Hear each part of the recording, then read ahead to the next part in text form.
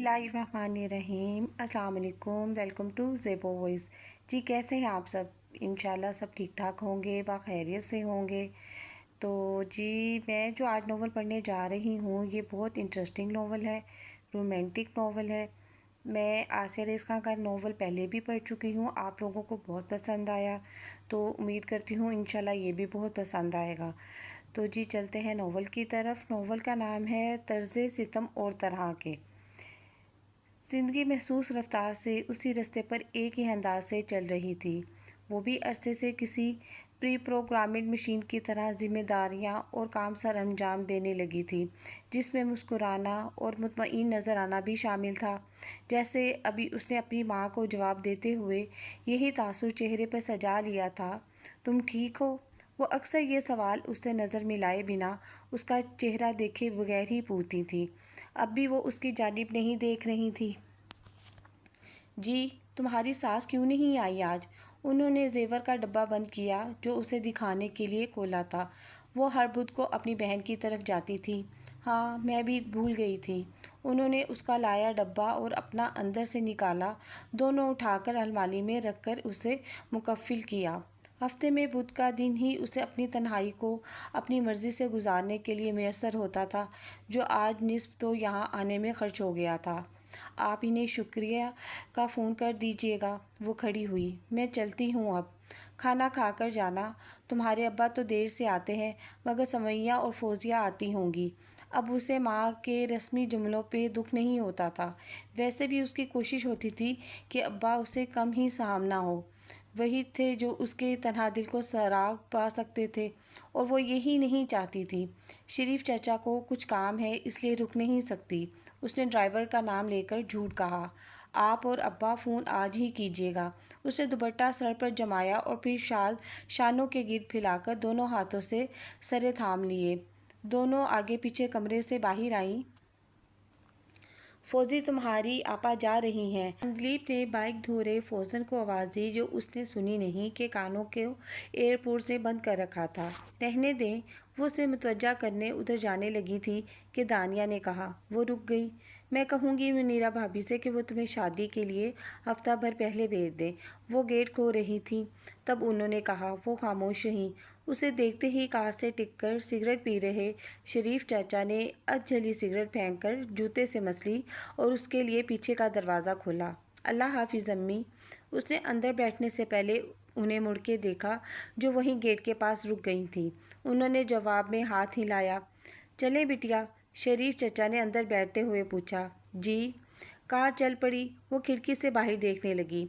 वालदैन के घर से उसके ससुराल जाने वाला रास्ता बड़ा खूबसूरत था, और वो अपनी शादी के वाहिद हसीन तोहफे इस सफ़र का पूरे दिल से लुत्फ़ लेती थी। उसका छोटा सा शहर आम सा था, मगर 1 घंटे की मुसाफत पर मोमानी का शहर उसके शहर से बहुत खूबसूरत था। अब जो उनका दायमी रहायशी ठिकाना था, वो कभी उसके ससुर यानी मामू ने फार्म हाउस के तौर पर तामीर किया था। नीचे उनके आम के बागात थे और वहाँ से ऊपर जाती कच्ची सड़क टेले पर तामीर बंगले पर ख़त्म होती थी। उनकी वफ़ात के बाद मोमानी वहीं आकर बस गई थी।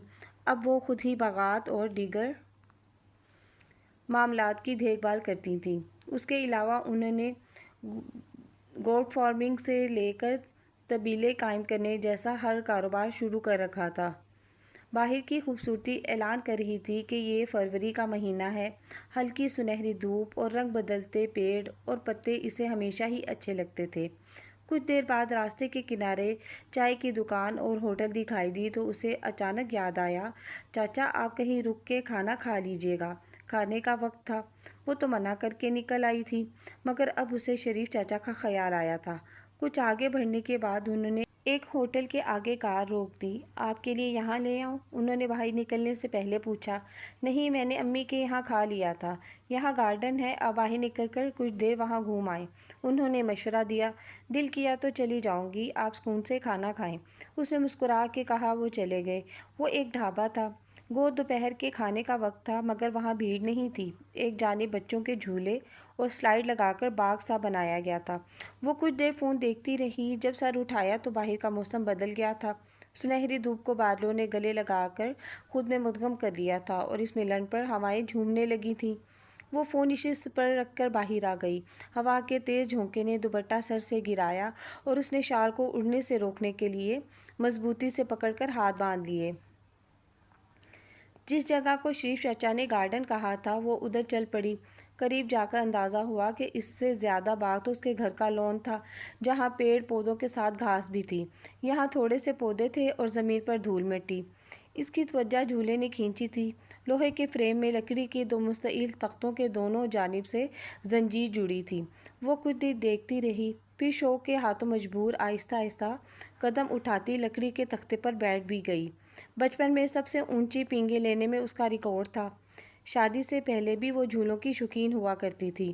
بیٹھ کر اس نے پیروں کو حرکت دی اور زنجیروں نے چوں چرا کی آواز نکالی۔ اس نے ڈر کے اوپر دیکھا، کہیں میرے وزن سے ٹوٹ ہی نہ جائے۔ آخر وہ بچوں کے لیے بنایا گیا تھا۔ شال اور دوپٹہ سمیٹ کر اس نے دونوں ہاتھ سے دائیں بائیں کی زنجیر تھامی۔ اب اتنا زیادہ بھی نہیں میرا وزن۔ پہلے خیال کو رد کرتے ہوئے اس نے پیر زمین پر مار کر خود کو جھولے سمیت پیچھے دھکیلا۔ زنگ آلودہ زنجیروں کی کڑیوں کی مخصوص آواز باغ میں پھیل گئی۔ اس نے دائیں بائیں نظر گھمائی، کوئی ذی روح دکھائی نہ دی۔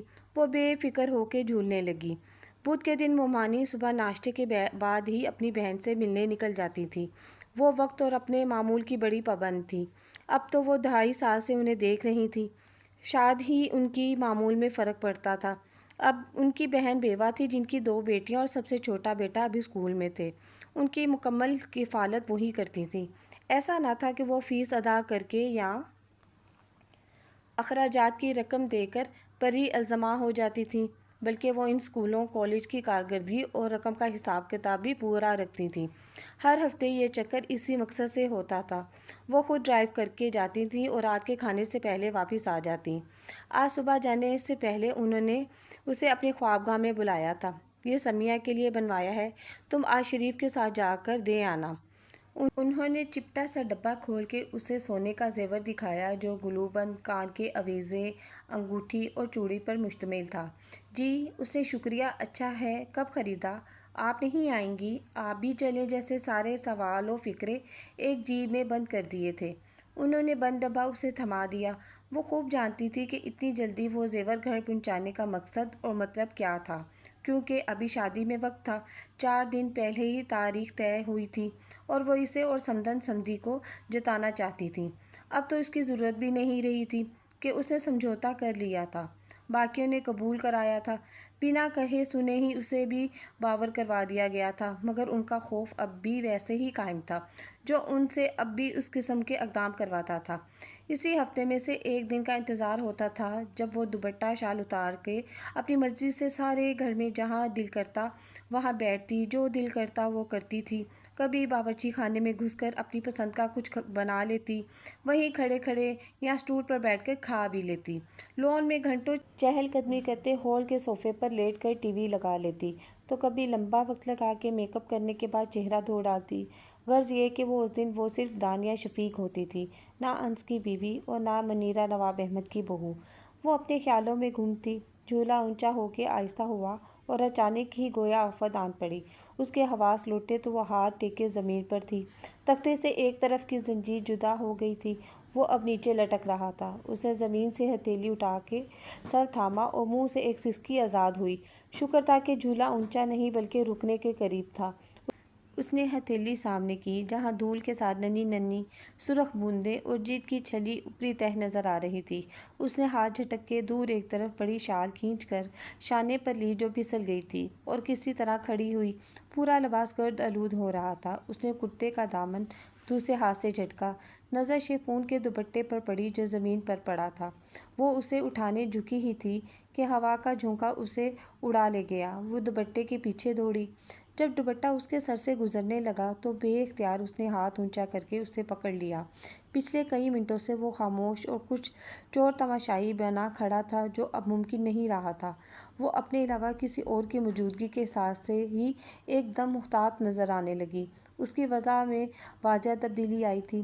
ذرا دیر پہلے والی لاپرواہی اس کے انداز سے یکایک غائب ہوئی تھی۔ اپنے آپ میں مگن اور جھولے کا لطف لینے والی لڑکی یکایک اطراف سے باخبر، بے آرام اور چوکنا دکھائی دے رہی تھی۔ وہ اسے دیکھتے ہی اپنی جگہ رک گئی۔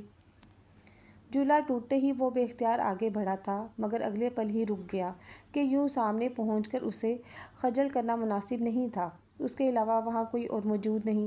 اسی احساس کے تحت وہ خود میں اور ماحول میں گم تھی۔ اس نے اس کے اس انداز کو بڑی آسانی سے محسوس کر لیا تھا۔ جس طرح وہ چلتی وہاں تک آئی تھی اور پھر جھولے پر بیٹھتے ہی بدل گئی تھی، یہ دو فراق اسے مداخلت سے روک رہے تھے، مگر اب وہ اسے دیکھ چکی تھی۔ وہ اس کا گلابی دوپٹہ ہاتھ میں لیے آگے آ گیا۔ وہ شال اپنے گرو لپیٹ چکی تھی، دوسرے ہاتھ سے کپڑے بھی جھٹک لیے تھے۔ اسی طرف پانی ہے، امن نے دوپٹے والا ہاتھ آگے بڑھاتے ہوئے کہا۔ Thank you. اس نے دوپٹہ لیا اور شال کے اوپر سے سر پر اوڑھ لیا۔ امن کو اس کی عمر اور لہجے کی سنجیدگی، انداز کی بردباری بڑی مس میچ محسوس ہوئی۔ وہ اخلاقاً بھی مسکرائی تک نہیں۔ اسی طرف وہ ادھر ادھر دیکھنے لگی تھی کہ امن نے پیچھے اشارہ کیا۔ وہ پلٹ کے اس کے جانب چل پڑی۔ جھاڑیوں کے پیچھے نل نہیں بلکہ ہینڈ پمپ تھا۔ دانیہ نے اپنی ہتھیلی اور پیروں کو دیکھا، پھر نظر اٹھا کے کار کی طرف۔ وہ شریف چاچا سے پانی منگوا کر بھی ہاتھ پیر صاف کر سکتی تھی۔ وہ یوں ہی کار تک جانے کا فیصلہ کرتی، تب تک وہ وہاں پہنچ کر ہینڈ پمپ چلانا شروع کر چکا تھا۔ دانیہ نے ایک نظر اسے دیکھا اور پھر پانی کو ضیاع سے بچانے کی خاطر آگے جا کر پیر اس کے نیچے رکھ دیے۔ چپلوں سمیت پیر دھونے کے بعد اس نے جھک کر پہلے زخمی ہتھیلی دھوئی، پھر دوسری۔ Thank you. وہ پیچھے ہوئی، وہی سنجیدہ بے تاثر سمی لہجہ، اس کی ماورائی حسن سے بالکل متضاد۔ وہ شال سے بڑی احتیاط سے زخمی ہتھیلی خشک کر رہی تھی۔ اسی وقت شریف چاچا کار کے پاس پہنچے اور اسے اندر نہ پا کر چاروں جانب نظر دوڑائی۔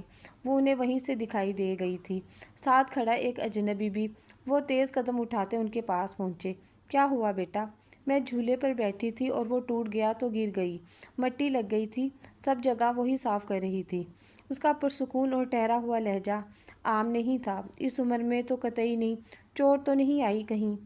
نہیں۔ اتنے برس میں وہ ماہر دروغ گو بن گئی تھی۔ چلیں۔ وہ یوں بات کر رہی تھی جیسے وہ موجود ہی نہیں۔ امن کو برا لگا، وہ یوں نظر انداز کیے جانے جیسا غیر اہم بھی نہیں تھا۔ وہ کار کی طرف چل پڑی۔ شریف چچا نے اسے دیکھا۔ السلام علیکم۔ اس نے سلام کیا۔ وہ اسے بغور دیکھ رہے تھے۔ وعلیکم السلام۔ مسافر ہو؟ یہاں وہیں لوگ رکتے تھے؟ جی۔ موسم خراب ہو رہا ہے، شاید بارش ہو، زیادہ دیر یہاں رکے نہیں، گھر پہنچنے کی جلدی کیجیے، انہوں نے مشورہ دیا۔ جی۔ وہ ایک نظر اس پر ڈال کر چلے گئے۔ ان کی پیشانی شکن آلودہ تھی۔ وہ یاد کرنے کی کوشش کر رہے تھے کہ وہ لڑکا کس سے مشابہ ہے یا کیا اس سے پہلے بھی کہیں دیکھا ہے۔ امن وہاں سے نکل کر پارکنگ والے حصے میں آیا، تب تک وہ کار میں بیٹھ چکی تھی۔ وہ کار کے نظروں سے غائب ہونے تک اسے دیکھتا رہا تھا۔ اگر یہ دوبارہ کہیں مل گئی تو سمجھوں گا اللہ مجھ پر مہربان ہے، اس نے خود سے کہتے ہوئے آسمان کی طرف دیکھا تھا۔ ویسے یہ کبھی نہ بھولنے والی لڑکی تھی۔ اسے یقین تھا کہ وہ اسے ہمیشہ یاد رہے گی۔ وجہ محض اس کی غیر معمولی حسن نہیں تھا، اس کے ساتھ کچھ اور بھی غیر معمولی تھا جسے وہ اس وقت نہ سمجھ پایا، نہ کوئی نام دے پایا، مگر وہ بے نام انجانا احساس اسے لپٹ گیا تھا جس نے اسے خاص اور منفرد بنایا تھا۔ وہ زخمی ہتھیلی کو دیکھتی تو کبھی مٹی سے اٹے کپڑوں کو۔ وہ اداس یا بددل نہیں تھی، بلکہ ہتھیلی کا ہلکا سا درد، جلن اور داغ اور دار لباس سب اسے نیا اور اچھا لگ رہا تھا۔ ہوا کی وجہ سے اس کے بال بھی بکھر گئے تھے، جنہیں اس نے دوپٹے سے ڈھانک لیا تھا۔ ایک عرصہ ہوا تھا وہ صاف ستھری، بنی سنوری، بے داغ دنیا کی ہر گرد اور میل سے پاک زندگی گزار رہی تھی۔ مومانی نے اسے ہر جانب اور ہر طرح سے انچھوئی بنا رکھا تھا۔ وہ ایک قیمتی سجاوٹ کا سامان ہو کے رہ گئی تھی، جیسے احتیاط سے جھاڑ پونچھ کے شیشے کے پردے کے پیچھے سجا دیا جاتا تھا۔ مومانی کے دیگر کارِ نما کی طرح وہ بھی ان کی سلطنت میں ان کی ایک ٹرافی کی حیثیت حاصل کر چکی تھی۔ مومانی کی تعریف کا ذریعہ، ان کی دریا دلی کا ثبوت، ان کی شفقت اور محبت کا مہور مرکز۔ مگر سچ بس وہ جانتی تھی۔ لگتا ہے بارش ہو گئی۔ شریف چچا کی آواز پر وہ چونکی اور کھڑکی کا شیشہ نیچے کر دیا۔ فضا میں بھیگی سی خوشبو اور کھٹکی تھی۔ گھر پہنچنے تک بارش شروع ہو چکی تھی۔ شریف چاچا اسے دروازے کے آگے اتار کر چلے گئے۔ گھر سناٹے میں ڈوبا تھا۔ وہ ہال میں آ کے صوفے پر بیٹھنے کے بجائے لیٹ گئی۔ آنکھیں بند کیے وہ کتنی دیر بارش کا شور سنتی رہی۔ دل مچ رہا تھا کہ وہ باہر برستی بوندوں کو خود پر محسوس کرے، لیکن یہ بھی بہت سی خواہشوں کی طرح بس دل میں مچلنے کے لیے تھی۔ بارش کے موسم میں اپنے گھر کے چھوٹے سے صحن میں بھیگنا کبھی اس کا پسندیدہ عمل تھا۔ اس کا شوق چھوٹی سی آرزو پوری کر کے ملنے والی خوشی کا سامان جو اب دسترس سے دور تھا۔ اب تمہارے پاس اتنا کچھ ہے کہ تمہیں خوش ہونے کے لیے ان معمولی باتوں کی ضرورت نہیں۔ اس نے تلخی سے سوچا اور اٹھ بیٹھی۔ مومانی کے آنے سے پہلے اسے حلیہ بدلنا تھا، جبکہ ابھی ظہر بھی باقی تھی۔ وہ سستی سے چلتی کمرے میں آ گئی۔ غسل کے بعد نماز پڑھ کے وہ ہتھیلی پر مرہم لگانے بیٹھی تو اجنبی یاد آ گیا۔ وہ نہ پکڑتا تو وہ دوپٹہ اڑ ہی گیا تھا۔ ہتھیلی کی چھلی جلد پر سفید نرم مرہم کی تہ لگاتے ہوئے اس نے دل میں شکر ادا کیا۔ موسم کی وجہ سے مومانی بھی جلد آ گئی تھی۔ مغرب کے بعد بارش کا زور کم ہوتے ہوتے ختم ہو گیا تھا۔ ان کی آمد کے ساتھ ہی نفیسہ چاچی بھی گوری کو لے کر آ گئی تھی۔ منیرہ کے جاتے ہی وہ انہیں کوارٹر میں بھیج دیتی تھی کہ مومانی واپس ہوں گی تب آ جانا۔ شام کو تھمی بارش رات کو اچانک تیز طوفانی ہواؤں کے ساتھ مسلسل شروع ہو گئی تھی۔ اس بار تیور طولانی تھے۔ بادلوں کی گن گرج نے اسے بھی بار بار جگایا اور پھر نیند ہی اڑ گئی، اس لیے صبح فجر کے بعد لیٹی تو 8 بجے بھی اس کا بستر سے نکل کر باہر جانے کا دل نہیں تھا۔ وہ مزید سونا چاہتی تھی، مگر اس کے چاہنے سے کیا ہونا تھا۔ فون اٹھا کے وقت دیکھنے کے بعد وہ نیند بھری آنکھوں سے اٹھ گئی کہ 9 بجے مومانی میز پر ہوتی تھی اور ان کے ساتھ اس کی موجودگی بھی ضروری تھی۔ باہر سے مومانی کی آوازیں آ رہی تھیں، یعنی وہ آج اپنے وقت سے پہلے ہی کمرے سے نکل گئی تھی۔ ضرور کل رات کی بارش کی وجہ سے کچھ ہوا ہوگا۔ الماری سے کپڑے نکالتے ہوئے اس نے سوچا۔ باہر آئی تو ہلچل مچی ہوئی تھی۔ اسے بھی علم تھا بے موسم بارش اور بھی فروری کی بارش آم کی فصل کے لیے بری ہوتی ہے، مگر اسے کوئی افسوس نہیں تھا۔ مومانی کے پاس اتنا کچھ تھا کہ ایک موسم کی فصل خراب بھی ہو تو کوئی مضائقہ نہیں تھا۔ اتنے عرصے بعد موسم کی وجہ سے کل کا دن اس نے کچھ مختلف طریقے سے گزارا تھا اور اس کے بدلے یہ نقصان تو بڑا معمولی تھا۔ میں ذرا نیچے دیکھ آؤں؟ دیر ہو جائے تو تم ناشتہ کر لینا، اسے دیکھتے ہی انہوں نے کہا اور شریف چاچا کو کار نکالنے کا اشارہ کیا جو منتظر حکم وہاں کھڑے تھے۔ نیچے سے مراد بغداد تھے۔ انہیں تشویش تھی، اس لیے وہ ناشتہ کیے بنا ہی جا رہی تھیں۔ وہ ان کے ساتھ باہر آئیں۔ ہر طرف جل تھل تھا۔ اسے صحیح معنوں میں بارش کی شدت کا ادراک ہوا۔ گڈو لون کی صفائی میں لگا ہوا تھا۔ ان کے جانے کے بعد وہ وہیں سیڑھیوں پر بیٹھ گئی۔ بہت نقصان ہوا ہے، پیچھے سے نفیسہ چاچی کی آواز آئی۔ یہ بتا رہے تھے کہ شہر میں راستے پر کئی پیڑ گرے ہیں، کتنے گھروں کی چھتیں اڑ گئی ہیں۔ وہ شریف چاچا کی بیوی تھی۔ گوری اور گڈو ان دونوں کے بچے تھے اور سب ہی مومانی کے وفادار ملازم۔ فصلیں الگ خراب ہو گئیں۔ آپ کے لیے چائے لاؤں؟ آخر انہیں یاد آیا کہ کیوں آئی تھیں۔ لے آئیں۔ دل کیا کمرے میں جا کر سو جائیں دوبارہ، مگر مومانی کسی بھی وقت واپس آ سکتی تھی۔ جلد آ گئی اور سوتی رہی تو بہتر تھا، اب وہ ان کا انتظار ہی کرتی۔ کئی دفعہ اس کا دل کرتا تھا کہ وہ اسے بھی اپنے ساتھ کام کرنے کا موقع دیں، اسے بھی کام سمجھائیں سکھائیں۔ اس کا وقت بھی ان کی طرح مصروف گزرنے لگا تو تنہائی یوں عذاب نہ لگتی، مگر وہ اسے ان سب سے دور ہی رکھتی تھی، گویا یہ کام صرف ان کے لیے تھا یا پھر بیٹے کے لیے جو ان سب کا مالک بھی تھا۔ نفیسہ چاچی چائے دے گئیں جو اس نے سیڑھیوں پر بیٹھے بیٹھے ہی ختم کی۔ لون میں خاصا کچرا تھا، لہٰذا وہ نیچے نہیں اتری۔ مومانی اسے ناشتے کی اجازت دے گئی تھیں، مگر اسے نفیسہ چاچی کو منع کر دیا کہ وہ ان کے آنے کے بعد ساتھ ہی کریں گی۔ آنکھیں نیند سے بوجھل ہونے لگیں تو اٹھ کر اندر آ گئی، صوفے پہ بیٹھ کر تازہ اخبار دیکھتے ہوئے۔ جانے کب اس کی آنکھ لگ گئی۔ امن اندر آتے ہی ٹھٹک کے رک گیا۔ واٹ؟ سیریسلی؟ اس نے سامنے صوفے پر سر آ کے جھکائے سو رہی دانیہ کو پہلے آنکھیں پھاڑ کے دیکھا، پھر آنکھیں میچ کے کھول کے دوبارہ۔ کل سے اب تک جو ایک لمحے کو بھی ذہن سے محو نہیں ہوئی تھی وہ سامنے تھی۔ الحمدللہ، اس کی مسکراہٹ اور تشکر بڑا بے ساختہ تھا۔ اللہ اس پر مہربان جو تھا۔ رک کیوں گئے؟ پیچھے سے آواز آئی۔ وہ چونک کے آگے بڑھا۔ اس نے جان بوجھ کر ہاتھ میں پکڑا تھیلا آواز کے ساتھ فرش پر رکھ دیا۔ آواز پر دانیہ آنکھیں کھول کر سیدھی ہوئی، نیند بھری آنکھیں سامنے امن کو دیکھ رہی تھیں، مگر ذہن ابھی مکمل بیدار نہیں ہوا تھا۔ امن کو پہلی بار خوبصورت اور کارگشال دنیا کی سب سے بیکار اور فضول ایجاد لگی جو وہ اوڑھے تھی۔ اس وقت اس کا ہلکا کاسنی دوپٹہ سر سے ڈھلکا تھا۔ اندر کچن میں رکھ دو، منیرہ کی آواز آئی اور وہ فٹ سے کھڑی ہو گئی۔ امن کی موجودگی کا احساس ہوتے ہی دوپٹہ سر پر ڈالا اور ایک طرف ہو گئی کہ باورچی خانے میں اسے وہیں سے گزر کے جانا تھا۔ امن ان کے دکھائے دروازے کی طرف بڑھ گیا۔ ناشتہ کر لیا تم نے؟ نہیں۔ نفیسہ سے کہو ہمارے ساتھ اور بھی 3 افراد ہیں، وہ اسے کہتی پلٹ گئی۔ وہ نفیسہ چاچی کو اطلاع دینے باورچی خانے میں جانے لگی تھی کہ واپس آ رہا امن مل گیا۔ وہ سیدھا چلتی رہی تو دونوں آمنے سامنے آ جاتے یا ایک دوسرے کے بالکل پاس سے مختلف سمت میں گزرتے، مگر وہ 2 قدم دائیں طرف ہو کر آگے بڑھی تھی۔ مجھے پہچانا نہیں؟ امن نے دل میں حیرت سے سوچا۔ دیکھا بھی یا نہیں مجھے؟ اب اسے یہ بھی شک گزرا۔ ناشتے کی میز پر انہوں نے ملوایا۔ یہ ہاشم مرزا ہیں، ان کی زوجہ، اور یہ ان کے نواسے ہیں۔ اس نے بس ہاشم مرزا اور ان کی زوجہ کو دیکھ کر سلام کیا۔ کل کی بارش میں ان کی چھت اور دیوار کا بہت نقصان ہوا ہے، اس کے ریپیئر ہونے تک یہاں کوارٹر میں رہیں گے۔ اس کی ممانی خاص لوگوں پر ہی اس طرح مہربان ہوتی تھی۔ میں نے بتایا تھا نا تمہارے ماموں کے استاد جو باغات کی دیکھ بھال بھی کرتے ہیں، وہ یہی ہیں۔ انہوں نے خود ہی وجہ بتا دی۔ اس نے بس مسکرا کے سر ہلایا۔ انہوں نے بتایا تھا کہ ان کا مکان باغ کے پاس ہی ہے اور وہ سب کدوش ہونے کے باوجود ہمیشہ متحرک رہنے پر یقین رکھتے ہیں، ہاتھ پر ہاتھ دھرے بیٹھنا پسند نہیں کرتے۔ انہیں عام بلکہ اس خطے کی خاص پیداوار اور فصلوں کے متعلق کافی معلومات تھی، شوق بھی تھا، اس لیے انہوں نے انہیں معاوضے پر باغ کے نگراں کے طور پر کام پر رکھ لیا تھا۔ وہ اپنی نگرانی میں سارے کام کرواتے تھے۔ اور یہ میری بہو ہے دانیہ، انس کی بیوی۔ مومانی نے اس کا تعارف کروایا اور امن وہیں تھم گیا۔ یہ کیسا مذاق تھا؟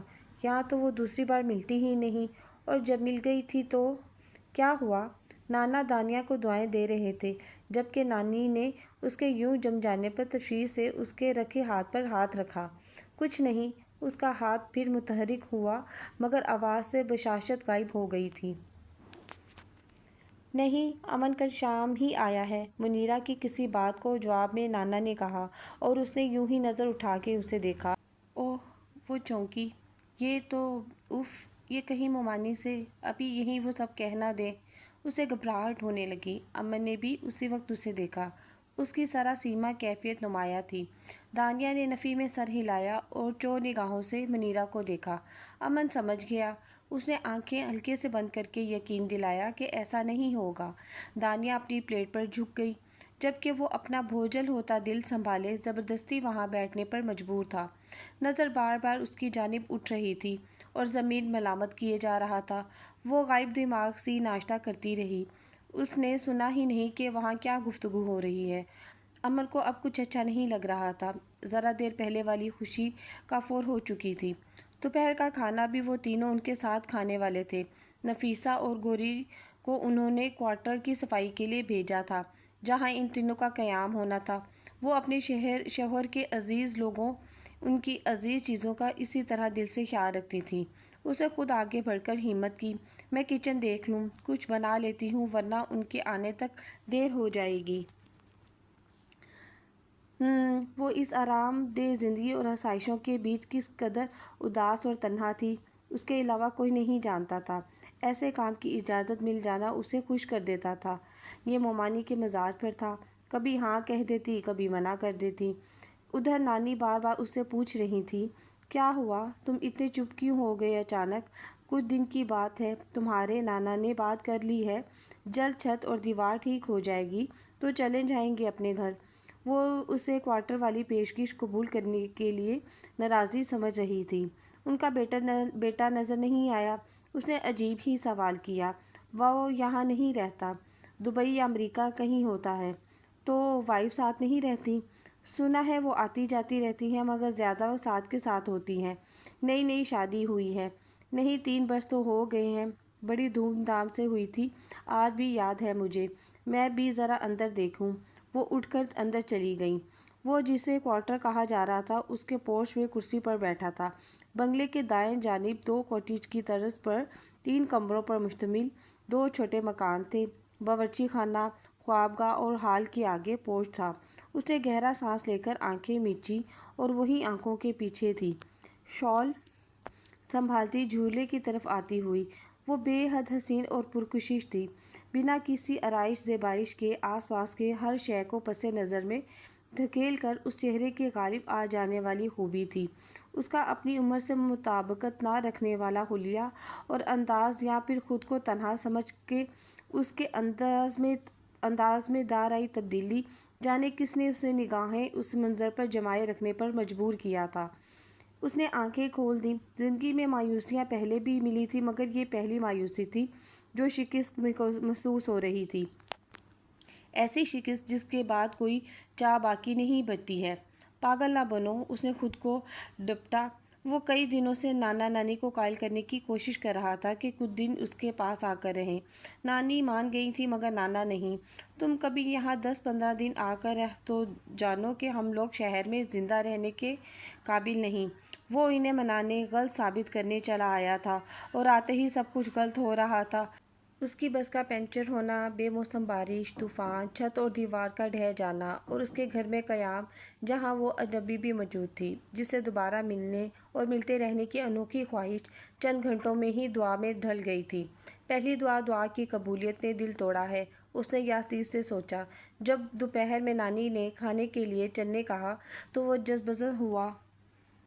اچھا نہیں لگے گا تم نہیں آؤ گے تو۔ چلو۔ انہوں نے اس کا لیپ ٹاپ بند کر کے ایک طرف رکھا اور اپنا ہاتھ بڑھایا۔ وہ ان کا جھریوں زدہ ہاتھ تھام کے کھڑا ہو گیا۔ نانا وہیں تھے۔ گزشتہ دن کی بارش کے بعد آنے والی فصل کو کیسے بچایا جائے، وہ اور منیرا اس کی منصوبہ بندی کر رہے تھے۔ یہ سب نانا کے پسندیدہ کام تھے۔ نانی کے ساتھ اندر داخل ہو کے اس نے سلام کیا۔ آ جائیں، کھانا لگ گیا ہے، دانیہ نے دروازے سے کہا۔ کل دوپہر کی بے نسب اس وقت کمرے میں خاصی خٹکی تھی۔ نانا نانی نے سویٹر پہن رکھے تھے، مگر اس وقت اس کے شانوں پر شال نہیں تھی۔ آئیں، ممانی کھڑی ہو گئیں۔ وہ بھی ان کے ساتھ میز پر موجود، سر جھکائے خاموشی سے کھا رہی تھی۔ ہاشم صاحب نے بتایا آپ سی اے ہیں؟ دوران بیان منیرا نے کہا۔ جی بیٹا، پرانی سی اے نے جانے پچھلے 2 سالوں میں کیا گھپلا کیا ہے کہ انکم ٹیکس آفس سے نوٹس آیا ہے، تم ذرا دیکھ لینا۔ اگلی بات پھر نانا نے کی۔ جی ضرور، اس نے سعادت مندی سے کہا۔ شکریہ، منیرا مسکرائیں۔ بیٹا آپ کب سے اتنا ہی لیے بیٹھی ہیں؟ نانی شاید اس دوران اس پر ہی نظر رکھے تھی۔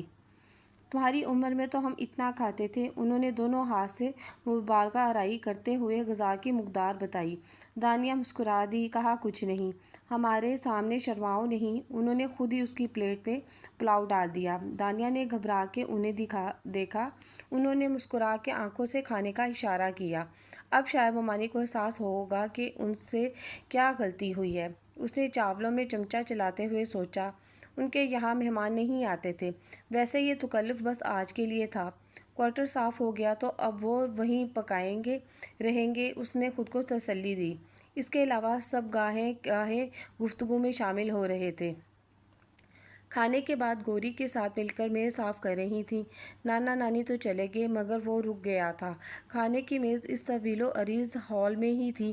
وہ صوفے پر بیٹھا خود کو اس کی جانب دیکھنے سے روکے تھا۔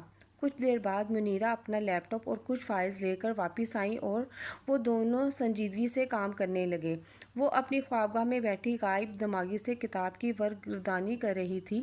بندہ کتنا کتابوں میں دل لگائے، کبھی کبھی اسے وہ بے زار کر دیتی تھیں۔ آج کل وہ ہمت متوا کر رہی تھی کہ ممانی سے ایک بار پھر گزارش کرے کہ اسے بھی کچھ کام کرنے دے، اس طرح تو خالی بیٹھ کے وہ پاگل ہو جائے گی۔ تبھی کار کی آواز آئی۔ وہ اٹھ کے کھڑکی کے پاس آئی۔ شریف چاچا کار پورچ کے آگے روک رکھے تھے۔ اس وقت کہاں جا رہی ہیں؟ اس نے اچنبھے سے سوچا۔ ان کے طے شدہ معمول میں دوپہر کا کیولا اور آرام بڑا اہم تھا۔ کار گیٹ سے باہر نکل گئی۔ وہ مسکراتی ہوئی پلنگ سے دوپٹہ اٹھا کے باہر نکلی۔ کچھ دیر لان میں چہل قدمی ہو سکتی تھی، یا وہ پورچ کی سیڑھیوں پر بیٹھ کر اچھے موسم کا لطف اٹھا سکتی تھی۔ وہ اپنی دھن میں چلی جا رہی تھی۔ یوں ہی دائیں جانب نظر پڑی اور وہ بری طرح ٹھٹک گئی۔ وہ اسے ہی دیکھ رہا تھا جیسے وہ بھول گئی تھی کہ کھانے کے بعد ممانی کے ساتھ ہال میں موجود تھا۔ میکانیکی انداز میں اس نے دوپٹہ سر پر اوڑھا۔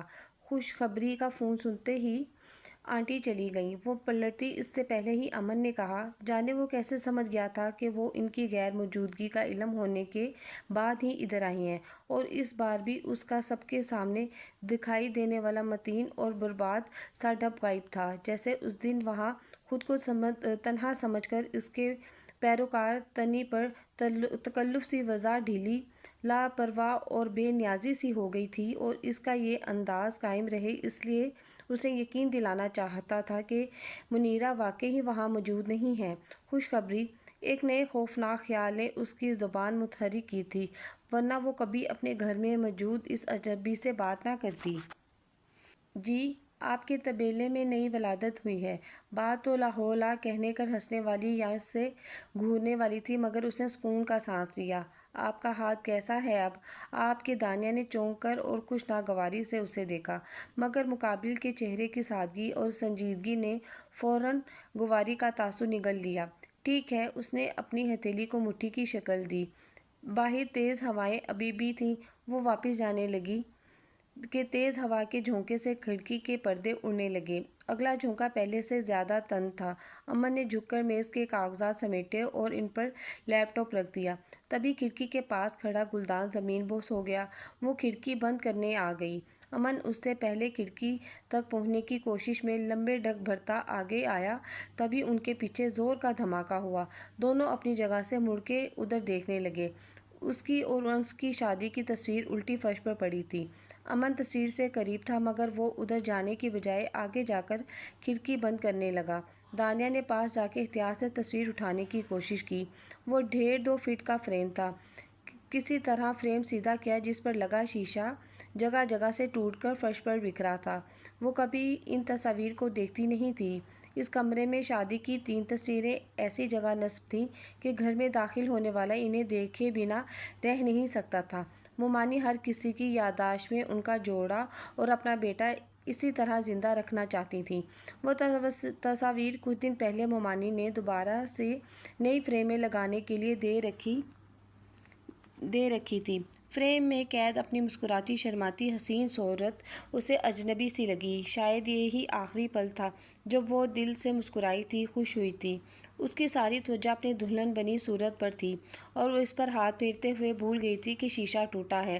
امن نے اس کا ہاتھ پکڑ کر کھینچا، تب تک کانچ کا ٹکڑا ہتھیلی میں کھپ چکا تھا۔ اس نے کانچ کھینچا اور اس جگہ پر انگوٹھا رکھتے ہوئے جیب سے رومال نکالا۔ کچھ سیکنڈ میں یہ سب ہوا تھا، اور اتنی دیر وہ شراروں پر تھی۔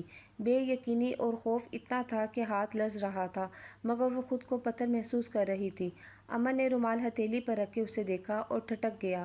اس کے سرخ چہروں پر ہوائیاں اڑ رہی تھیں۔ وہ صدمے کی کیفیت میں تھی۔ کچھ لوگ خون دیکھ کر ڈر جاتے ہیں، اسے لگا وہ ان میں سے ہے۔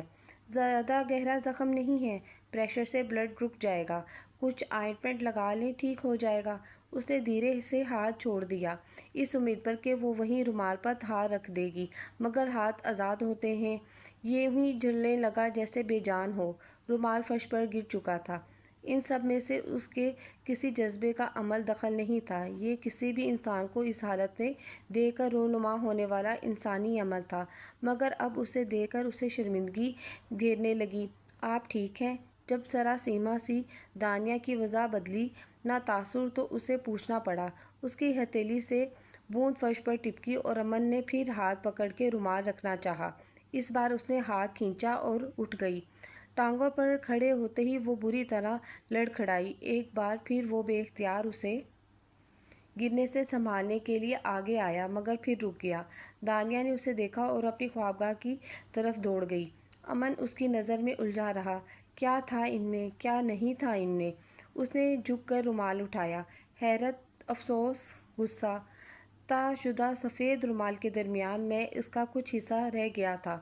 بے یقینی، تنہائی، اذیت۔ وہ سوچتا رہا، اس نظر میں کیا تھا، کیا نہیں تھا۔ اس نے رومال جیب میں رکھا اور فریم وہیں چھوڑ کے میز کے پاس آیا۔ ہوائیں اب بھی تیز تھیں، لیکن کھڑکی بند ہونے کی وجہ سے کمرے کے اندر اتنی شدت نہیں رہی تھی۔ اس نے لیپ ٹاپ کھولا۔ چند میلز خود کو ای میل کرنے کے بعد وہ بھی جانے کا ارادہ کر چکا تھا۔ انکم ٹیکس اور پرانے سی اے کی ای میلز دیکھتے ہوئے اس کا ہاتھ رک گیا۔ انس صاحب کی وہ ای میل چند ماہ پرانی تھی۔ اس کی نگاہ بے ساختہ فرش پر پڑی فریم کی جانب اٹھ گئی۔ اس نے تصویر میں موجود دوسرے شخص کو دیکھا ہی نہیں تھا۔ اگلے پل اس نے سر جھٹک کے مطلوبہ ای میلز فارورڈ کیں، لیپ ٹاپ بند کر کے ضروری فائلز اٹھائیں اور وہاں سے نکل کر کوارٹر کی طرف چل پڑا۔ ہوائیں اب بھی تیز تھیں۔ اس موسم میں کیا چھت بنے گی؟ नानी ने उसे देखते ही सवाल दागा। नाना भी करीब ही बैठे थे। बन जाएगी नेतबख्त, थोड़ा सब्र रखो। वो फाइल तपाई पर रख के नाना के बाजू में दीवान पर बैठ गया। वहाँ ड्राइंग रूम में हवा से तस्वीर गिरकर टूट गई है। मैं शरीफ की बीवी से कह देती हूँ, साफ़ कर लेगी। नानी उठकर बाहर निकली। मैं भी ये काम देख लूँ। हाँ जाओ, नाना ने खुशदिली से कहा। उनके अंदाज में उसके लिए फ़ख्र था। वो मुस्कुरा दिया और फाइलें उठा के कमरे में आ गया। इरादा तो था कि मुफस्सल सारे रिकॉर्ड देखेगा, मगर वो दरवाज़ा बंद करके बिस्तर पर गिर गया। वो नज़र जैसे उससे चिमट गई थी। दुख या अफसोस, जहन अब भी उसी ही डिकोड करने में मसरूफ़ था। खौफ, शाक या नया पहला एहसास। आंख बंद करके ये खुली रखे उसका चेहरा सामने था। उसने आते ही अपनी हथेली नीलके के नीचे रख दी थी। अब भी वहाँ आग के शोले महसूस हो रहे थे। उसने आईने में अक्स को देखा। उसे अपना आप इतना बदला लगा कि उसने अक्स पर हाथ रख के उसे गायब करना चाहा। क्या हुआ था वहाँ? अक्स उससे पूछ रहा था। उसने शीशे से आंखें हटा के हथेली को देखा। कितनी देर वो यूं ही पानी की धार को देखती रही, फिर पानी बंद करके बाहर आ गई। इसमें बिल्कुल जान नहीं बची थी। वो बेइंतहा निढाल महसूस कर रही थी। आहिस्ता से बिस्तर पर बैठ के उसने ऊपर पाँव किए और लेट गई। ये इतने सारे इत्तेफाक क्यों हो रहे हैं? पहली बार उसने अमन से पहली मुलाकात, उसके हाशिम मिर्ज़ा का नवासा होने, बारिश में छत गिरने, मुनीरा के उन्हीं क्वार्टर में ले आने और फिर CA का काम भी उससे ही सौंपने को एक साथ सोचा। और अब उसने होंठ पीटने की हथेली को देखा। झूले से गिरने पर भी वही ज़ख्मी थी और अब कांच भी उसी में लगा था। करवट बदल के उसने हथेली चेहरे के सामने बिस्तर पर रख दी। इत्तेफाक हो या कुछ और, मेरे लिए उनमें कुछ नहीं है, उसने यकीन से सोचा। क्वार्टर में सारी अशिया थी, फिर भी वो और नानी श्री चाचा के साथ जाकर घर से ज़रूरी सामान ले आए थे। नानी ने रात का खाना खुद ही बनाया था। बारिश नहीं हुई थी। हवाएं भी शोर मचा के, तेवर दिखा के अब गोया चहलकदमी कर रही थी। ये सब काम वो क्यों करती हैं? ये सब तो उनके बेटे के देखने वाले काम हैं। वो बज़ाहिर लैपटॉप में मसरूफ़ नानी से सरसरी सी बात कर रहा था। नाना और शरीफ चाचा पोश में बैठे पुराने किस्से लिए बैठे थे। सुनते हैं बेटा डॉक्टर है, उसे उनसे सब में कोई दिलचस्पी नहीं है। इतनी बड़ी जायदाद, उसे कैसे किसी को दिलचस्पी नहीं होगी? नानी चुप रहीं। आप गई थी उनके बेटे की शादी में? हाँ, यही इस बंगले में हुई थी शादी। बड़ी रौनक लगी थी। उन्हें बेटा आए तो ये सब काम उसे सौंप देना चाहिए। वो हाँ से भी करवा सकता था। तुम्हारे नाना भी ना? नानी ने खुशमगे निगाहों से दरवाजे को घूरा जिसके बाहर नाना थे। ख्वामखा की मुसीबत बच्चे के गले में डाल दी। वो कुछ और इगलवाना चाह रहा था और नानी कुछ और समझ बैठी थी। अरे ऐसा नहीं है नानी, उसने जल्दी से सफाई पेश की। काम ज़्यादा नहीं है और मुश्किल भी नहीं, मगर मैं इसलिए कह रहा हूँ कि जब सब बेटे को संभालना है तो बेहतर है उसे सबकी खबर हो। पता नहीं बेटा उनके घर के क्या मामलात हैं। शादी के बाद से एक दो बार ही उन अंश को देखा, फिर तो बरसों हो गए यही सुनते हैं कि बीवी शहर जाती है, कुछ वक्त रह के वापस आ जाती है। कभी कभी सास बहू दोनों साथ जाती हैं। वो राजदारी के लिए उसके करीब हुई और आवाज़ धीमी हो गई। सुना तो ये भी है कि औलाद के लिए उसने शहर में दूसरी शादी कर ली है, इसलिए आता नहीं है। उसने मुश्किल से मुंह बंद करके ज़ुबान तक आया एतराज़ रोका। कुछ तो गलत था, मगर क्या और क्यों इसकी खोज में था। इन मियाँ बीवी के जो भी मामला थे उसे क्या, ताकि मैं इस सिचुएशन से निकल सकूं। मेरा दिल ऐसा आवारा तो कभी नहीं था कि किसी शादीशुदा के जानिब खींचा जाए। कुछ तो अब नॉर्मल है जिसने मुझे मुतवज्जा किया है। तुम्हारा दिल उसकी खूबसूरती के आगे ढेर हो गया है। नहीं, मैंने ऐसे हसीन चेहरे पहले भी देखे हैं। ये मामला वैसा नहीं जैसा दिखाया जा रहा है, इसलिए मुझे इसमें दिलचस्पी है। वो खुद को बहलाता यकीन दिलाता रहा। तो तुम क्या करोगे? उसके शोहर को ढूंढोगे या उसी से पूछोगे कि शोहर के साथ क्यों नहीं रहती? उसने दोनों हाथों सर के पीछे बालों में फंसा के सर भी पीछे दीवार से लगाया। तजस्सुस भी एक चीज़ है। वो अपनी एज की मैरिड लड़कियों की तरह दिखाई क्यों नहीं देती? उसकी आंखें ही खाली नहीं बल्कि पूरी शख्सियत ही। उसे दुरुस्त लफ्ज़ याद नहीं आया। मैं चाय बनाती हूँ तुम्हारे लिए। उसे देख रही नानी को लगा मुश्किल काम है, सो वो उसकी मदद के लिए उठी। اور تم بھی سارا آج ہی مت کرو، سر درد ہو رہا ہے تو رکھ دو، کچھ بھاگا نہیں جا رہا۔ وہ ان کی سادگی اور محبت پر مسکرا دیا۔ وہ نانا سے منیرہ کے متعلق سنتا رہا تھا، مگر اس نے کبھی ان باتوں کو اہمیت دی تھی نہ یاد رکھا تھا۔ اس کی زندگی میں سب ٹھیک ہے، بس مجھے یہ جاننا ہے اور کچھ نہیں، اس نے خود کو بہلایا۔ رات کے کھانے پر ٹوٹی تصویر کی کوئی بات نہیں ہوئی۔ منیرہ کے آنے سے قبل گوری نے صفائی کر دی تھی۔ خالہ کے نواسے نے انہیں بتایا کہ فوٹو گر گئی ہے۔ انہوں نے مجھے بتایا۔ ادھر آ کے دیکھا تو کانچ ٹوٹ گیا تھا۔ نفیسہ چاچی نے انہیں اطلاع دی تھی۔ سب کے نزدیک وہ اس دوران اپنی خوابگاہ میں بند تھی۔ رات اپنی کھڑکی سے کوارٹر کی پورچ میں اس نے امن کو کھڑے دیکھا تو پہلی بار اس کا دل سہم گیا، اور یہی اس کے لیے اشارہ تھا کہ اب آگے کا راستہ ایسا سہل نہیں ہوگا۔ مشکلیں کیسے پسند ہوتی ہیں اسے بھی نہیں تھی۔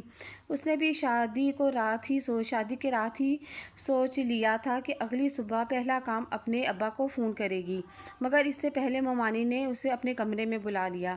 یہ میں بھی بھائی صاحب کو دے سکتی ہوں، مگر تم دو گی تو انہیں برا نہیں لگے گا اور تمہیں بھی خوشی ہوگی۔ اب یہ گھر تمہارا ہے، یہاں جو بھی ہے وہ انس اور تمہارے لیے ہے۔ تم دو گی تو انہیں بھی یہ تسلی رہے گی، یہ یقین کہ اب ان کی بیٹی اس قابل ہے کہ ان کا بوجھ ہلکا کر سکتی ہے۔ بیٹیوں کو تو پہلی خواہش ہی باپ کی زندگی آسان کرنا ہوتی ہے نا۔ اس چیک پر لکھی خطی رقم مکان کے قرض کی اور ڈیوز قسطوں کے برابر نہیں، بلکہ وہ مکمل قرض سے نجات دلوانے والی تھی۔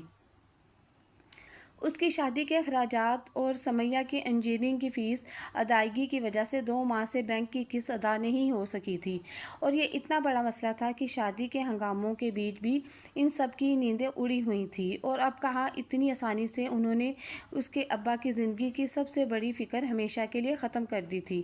تاہم اس آسانی کی قیمت چیک پر لکھی رقم سے کئی گنا زیادہ تھی۔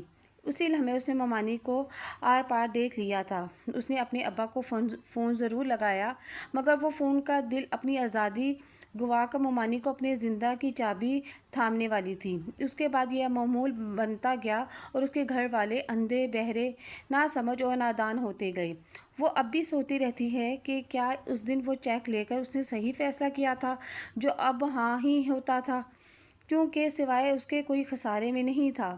اس نے گہرا سانس لے کر سامنے دیکھا، وہ اب بھی وہیں کھڑا تھا۔ اس نے اپنی زخمی ہتھیلی کھولی، پھر پلٹ کر پشت پر رکھا جہاں ابھی شعلے محسوس ہو رہے تھے، مگر وہ جلا نہیں رہے تھے۔ تمہیں اپنے منتخب راہ پر چلنا ہے، اس نے خود کو یاد دلایا۔ مجھے بھی اپنے ساتھ لے چلیں، گھر میں بور ہو جاتی ہوں۔ اسے بڑی ہمت جٹانی پڑی تھی، مگر بظاہر وہ بڑے سکون سے اور عام سے لہجے پر بول رہی تھی۔ منیرہ نے کپ سے چائے کا گھونٹ لیتے ہوئے اسے باغور دیکھا، جو آملیٹ اور پراٹھے کی پلیٹ پر جھلکی تھی۔ کئی دن سے وہ بھی یہی سوچ رہی تھی۔ میں 15 منٹ میں نکلوں گی، تم تیار ہو جاؤ۔ اسے اپنے کانوں پر یقین نہیں آیا۔ اس نے تیزی سے 2 بڑے نوالے میں آملیٹ ختم کیا اور چائے پیے بنا اٹھ گئی۔ لباس بدل کے اس نے دوپٹہ سر پر جمایا اور پھر شال پیٹھ پر پھیلا کر شانوں پر ڈالی اور آگے دونوں ہاتھوں سے تھام لی۔ شریف چچا بھی اسے ساتھ دے کر حیران ہوئے تھے۔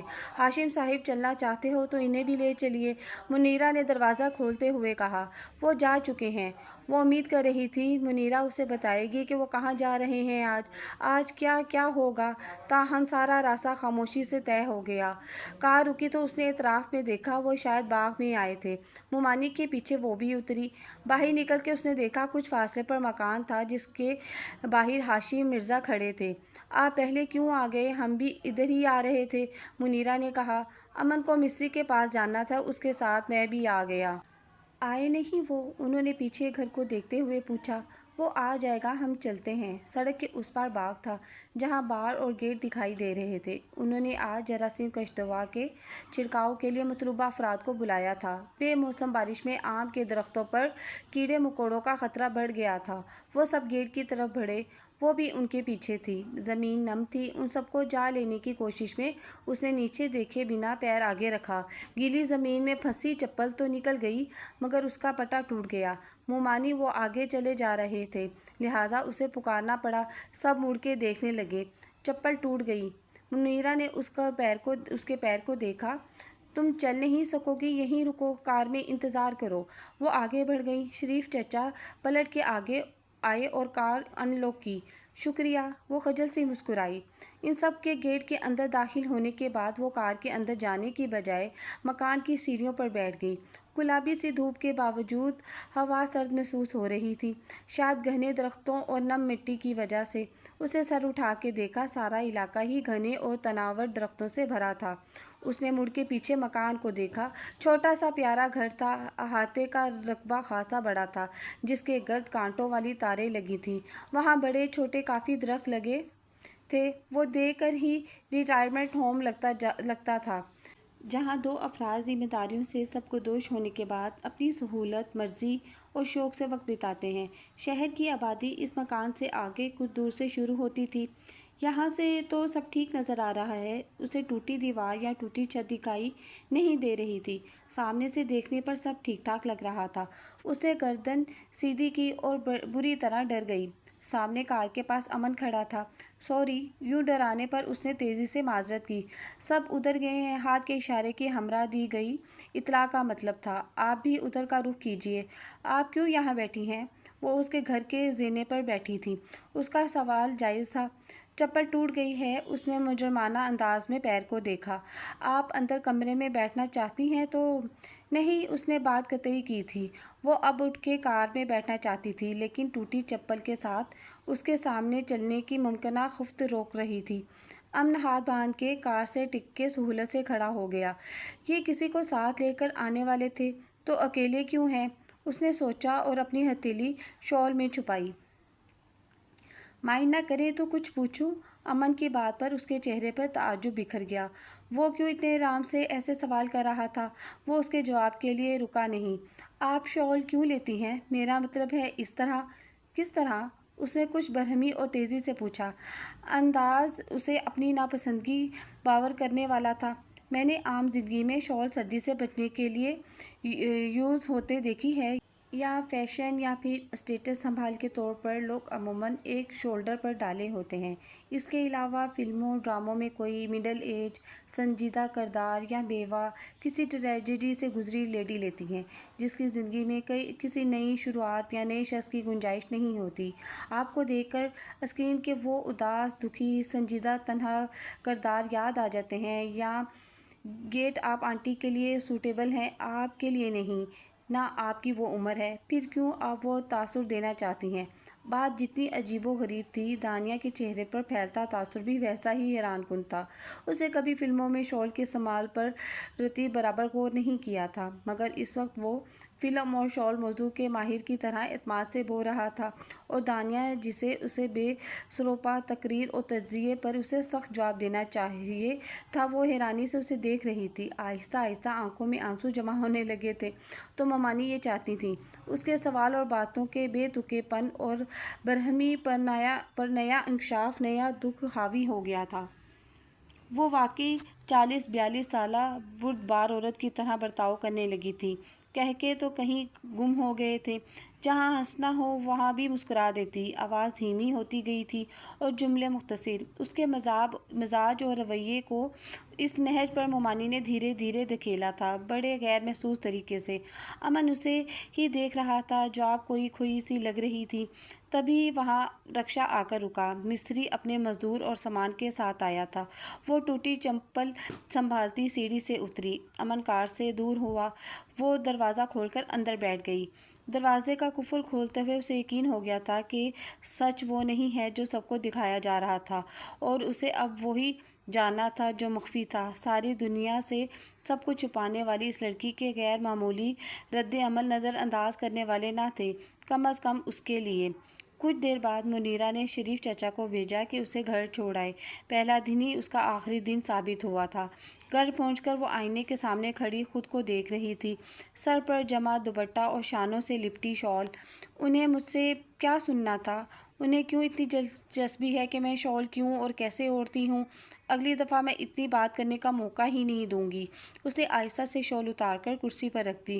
اپنے لباس کو دیکھا تو احساس ہوا کہ وہ کتنا لمبا سفر مخالف سمت میں طے کر چکی تھی۔ اس مقام پر شادی سے پہلے والی دانیہ اور اس میں زمین آسمان کا فرق تھا۔ مختلف تراش خراش کے کرتے خریدنے کی شوقین دانیہ کو 3 پیس سوٹ خود پر ذرا اچھے نہیں لگتے تھے۔ وہ ہمیشہ چند دوپٹوں، پینٹ پلازو کے ساتھ مکس اینڈ میچ کے اصول پر کم خرچ میں اپنی پسند سے منفرد انداز کا لباس پہنتی تھی۔ لباس کے معاملے میں اس کی یہی پہچان تھی کہ وہ خود اپنی ڈیزائنر تھی۔ یہ ایک دوپٹہ اور ایک باٹم وہ کئی کرتوں پر چلا لیتی تھی۔ یہ زندگی تم نے خود اپنے لیے چنی ہے، زمین نے یاد دلایا۔ ہاں، اور میں آخر تک اپنے فیصلے پر قائم رہوں گی۔ اس نے تکن سے سوچا اور شال اٹھا کر اوڑھ لی۔ اچانک کچھ یاد آیا اور پہلی بار اس نے شال اور اس واقعے کو جوڑا۔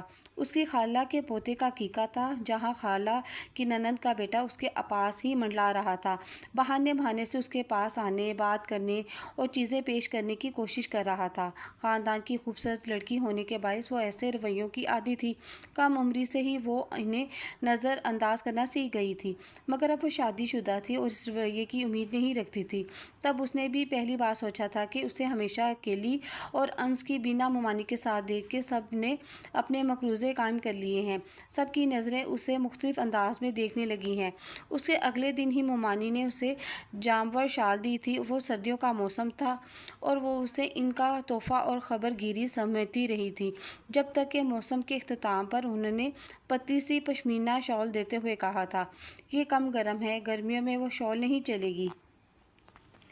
تب اس نے جانا کہ وہ شال سردیوں کے لیے نہیں تھی، بلکہ ہر موسم کے لیے اس کے لباس کا جزو تھی۔ اس کے بعد وہ رفتاً فوقتاً شال کے تحفے دیتی رہتی۔ اب تو وہ ان کے متعلق اتنا جان چکی تھی کہ شالوں پر تقریر کر سکتی تھی۔ جامور، کانی، پشمینہ، زری والی، دونوں جانب سے استعمال ہونے والی، ان کی بنائی، ڈیزائن، قیمت، سب پر وہ سیر حاصل گفتگو کر سکتی تھی۔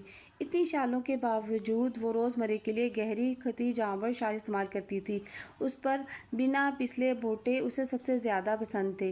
پہلے وہ اسے شریف چاچا کے ساتھ اس کی ضروری کام یا خریداری کے لیے بھیج دیتی تھی، لیکن اس واقعے کے بعد اس کے شوق کی ہر چیز، ضرورت کا ہر سامان، اعلیٰ اور مہنگا ترین، خود ہی سے لا کر دیتی تھی۔ کبھی خود اسے ساتھ لے جاتی، مگر اکیلے پھر انہوں نے میکے کے علاوہ اسے کہیں اور نہیں بھیجا۔ وہ اکثر منیرہ کے ساتھ ہال میں بیٹھا ہوتا، مگر اب وہ حد درجہ محتاط ہو گئی تھی۔ کبھی کبھی رات کو لان میں نکلنا بھی بند کر دیا تھا کہ وہ ہر رات ہی کوارٹر کے پورچ میں موجود ہوتا تھا۔ امن اور نانی کی باتیں گھوم پھر کر انس اور منیرہ دانیہ کی غیر معمولی زندگی پر آ رکتی تھیں۔ اب نانی کو بھی وہ دونوں مشکوک لگنے لگی تھیں۔ ہر دن ان کے پاس نیا قیاس، نیا خیال ہوتا۔ کہیں ایسا تو نہیں کہ خدا نخواستہ بیٹا فوت ہو گیا ہو اور وہ اس کی موت کو قبول کرنے سے انکاری ہو، اس لیے بہو کو بیوہ نہیں سہاگن بنا رکھا ہے۔ وہ دھیرے سے اس کے پاس جھک کے کہہ رہی تھی۔ ان کی یہ باتیں نانا سے راز تھیں۔ امن خاموش رہا۔ اس کے مطابق تو صورتحال اس کے متضاد تھی۔ وہ سہاگن کم اور بیوہ زیادہ لگتی تھی۔ اس کی خاموشی پر نانی نے اپنے قیاس پر اس کی رائے طلب کی۔ اگر ایسا ہے تو اس لڑکی کے ساتھ بہت زیادتی ہو رہی ہے۔ اس نے اسکرین سے نگاہ نہیں ہٹائی تھی۔ لیکن لڑکی کے گھر والے بھی تو ہیں۔ ایسا ہو تو کون اپنی بیٹی کو ایسی زندگی گزارنے سسرال چھوڑے گا؟ نئے خیالات کی آمد پر کوئی بندش نہیں تھی، اور نانی کا ذہن اس معاملے میں خاصاً زر خیر ثابت ہو رہا تھا۔ وہ انہیں دیکھ کر مسکرا دیا۔ میں نفیسہ سے پوچھوں گی، وہ تو اس گھر میں رہتی ہے، ضرور اندر کی بات جانتی ہوگی۔ کوئی اور موقع ہوتا تو وہ انہیں منع کر دیتا، مگر یہاں ان کے مقصد میل کھاتے تھے، لہٰذا ٹوکا نہ روکا۔ منیرہ نے ان کی سرسری دعا سلام تھی۔ زیادہ رابطہ واسطہ ہاشم مرزا کا تھا، جنہیں کسی کی بھی ذاتی معاملات کی قریب تھی نہ دلچسپی، جبکہ نانی گوسپ کی دل دا الگ تھلگ رہنے کی وجہ سے اپنی سہیلیوں اور دونوں بیٹوں سے فون پر باتیں کر کے وہ یہ شوق پورا کرتی تھیں۔ یہ تو اس دفعہ نواسہ بھی پہلی بار ان کے شوق میں دلچسپی لے رہا تھا۔ نانا آئے تو مجھے فون کیجیے گا، مجھے آنٹی سے کچھ کام ہے۔ وہ لیپ ٹاپ بند کرتے ہوئے کھڑا ہوا۔ منیرہ اور وہ پرانے ریکارڈ اور دستاویزات میں الجھے تھے۔ تب باہر کا رکنے کی آواز آئی۔ مہمان آئے ہیں، گڈو نے آ کر اطلاع دی۔ منیرہ اٹھ کے باہر جانے لگی تھی کہ رک کے اسے دیکھا۔ آپ ادھر ڈائننگ ٹیبل پر بیٹھ جائیں، ان کا کام ختم نہیں ہوا تھا۔ اوکے۔ وہ لیپ ٹاپ اور میز پر رکھے فولڈر لیے کھانے کی میز پر چلا گیا۔ سمیہ کے سسرال والے انہیں شادی کی دعوت نامہ دینے آئے تھے۔ سمیہ کی دادی، ساس، سسر، ساس اور ان کی ہمراہ اندلیب بھی تھیں۔ گوری نے دانیہ کو اطلاع دی اور کچھ دیر بعد وہ بھی ہال میں چلی آئی۔ رسمی باتوں کے دوران چائے پانی کی لوازمات سے توازہ ہو رہی تھیں۔ آپ ابھی سے اپنے بیٹے کو بتا دیجئے کہ تاکہ وہ شادی میں شریک ہو سکے، ہمیں بہت خوشی ہوگی۔ یہ سمیہ کی ساس تھیں۔ وہ کم ہی ایک جگہ رہتا تھا، اکثر بیرون ملک کے دورے اچانک ہی کرنے پڑتے ہیں۔ مومانی تو اب ماہر تھیں، بہو کو بھی ساتھ بھیجا کر تو جلد خوشخبری مل جائے گی انشاءاللہ، اس لیے اب تک گو سنی ہے۔ جی، منیرہ نے ہلکی سی ہنسی کے ساتھ پہلو بدلا۔ خالہ، یہ سب تو اللہ کا حکم سے ہی ممکن ہوتا ہے۔ اندلیب بھابھی کے بچاؤ کو آگے آئیں۔ دانیہ بھی جانتی ہے، انس کے ساتھ باہر سب ہی جھوٹ بولتے تھے۔ وہ سر جھکائے بیٹھی تھی۔ وہ ان باتوں کی عادی تھی۔ 3 سال کم نہیں ہوتے ہیں۔ ایسا نہیں تھا کہ لوگ منیرہ اور اس کے گھر والوں کی باتوں پر ایمان لے آتے تھے، بلکہ اس معاملے میں چماں گوئیاں اور کیا سرایاں خاندار اور جان پہچان والوں کو پسندیدہ مشغلہ تھا۔ یہ معاملہ اس طرح چل رہا تھا تو دونوں فریقین کی مرضی اور مقصد کی وجہ سے، اور انہیں اس سے بڑھ کے دنیا اور لوگوں کی خاص پرواہ بھی نہیں تھی۔ بہو، انہیں تمہاری بھتیجی کی ڈاکٹر کا پتہ دے دو۔ اب کہ انہوں نے پہلے بہو کو مخاطب کیا، پھر منیرہ کو دیکھا۔ اس کے لحاظ سے اس کی بھانجی کو 5 سال بعد بیٹا ہوا ہے۔ آپ بھی زردور دکھائیں بہو کو۔ انہوں نے اسے دیکھا۔ تم دل چھوٹا نہ کرو، وظیفہ کرتی رہو۔ اب ہمیں اجازت دیجیے۔ سمیہ کے سسر کھڑے ہو گئے۔ وہ اپنی ماں کو خوب جانتے تھے، انہیں روکنے کا یہی ایک طریقہ میسر تھا۔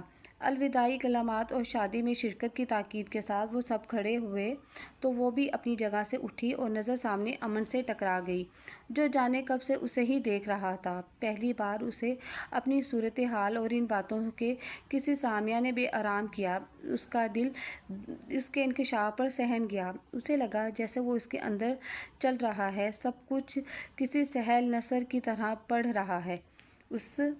اس نے شال کو مضبوطی سے مٹھی میں جکڑا اور اندلیب کے پیچھے ہو لی، جو داخلی دروازے کی طرف جا رہی تھی۔ ان کے جاتے ہی وہ کمرے میں آ گئی تھی، جبکہ منیرہ اور وہ پھر کام میں جٹ گئیں۔ یہ الگ بات کہ اب اس کی توجہ بڑھ چکی تھی۔ جلد ہی وہ سمیٹ کر کوارٹر میں آ گیا۔ سنو تو، نانی اسے کچھ سنانے بے چین تھی۔ یہ بھی ہو سکتا ہے، میرے منہ میں خاک، لیکن ہو سکتا ہے کہ ان کا بیٹا کسی حادثے کا شکار ہو گیا ہو اور پھر ملا ہی نہیں، مطلب لاپتہ ہو، اور انتظار اور امید میں، تم سمجھ رہے ہو نا، وہ اس کی لاش نہ ملی ہو۔ کہنے سے کترا رہی تھی، جو اس نے دل میں کہا اور اگلے خیال پر شرمندہ ہو گیا، جو اللہ کرے ایسا ہی ہوا ہو تھا۔ نانی، اسٹار پلس کم دیکھیں۔ اس نے پیار سے ان کی گال پر چٹکی لی۔ ہاں، ایسا ہی خیال آیا۔ وہ کسیانی ہو گئیں۔ اتنے دنوں بعد پہلی بار وہ اس وقت وہاں نہیں تھا۔ 10 منٹ وہیں دیکھتے ہوئے جب اسے یقین ہو گیا کہ وہ واقعی آج گھر کے باہر نہیں ہے، وہ شال لپیٹ کر دبے پاؤں لان میں آ گئی۔ اس دن کے بعد سے بارش نہیں ہوتی تھی، تاہم موسم خنک تھا۔ بادل چھائے رہتے اور کبھی کبھی ہوائیں بھی تیز ہو جاتی تھیں۔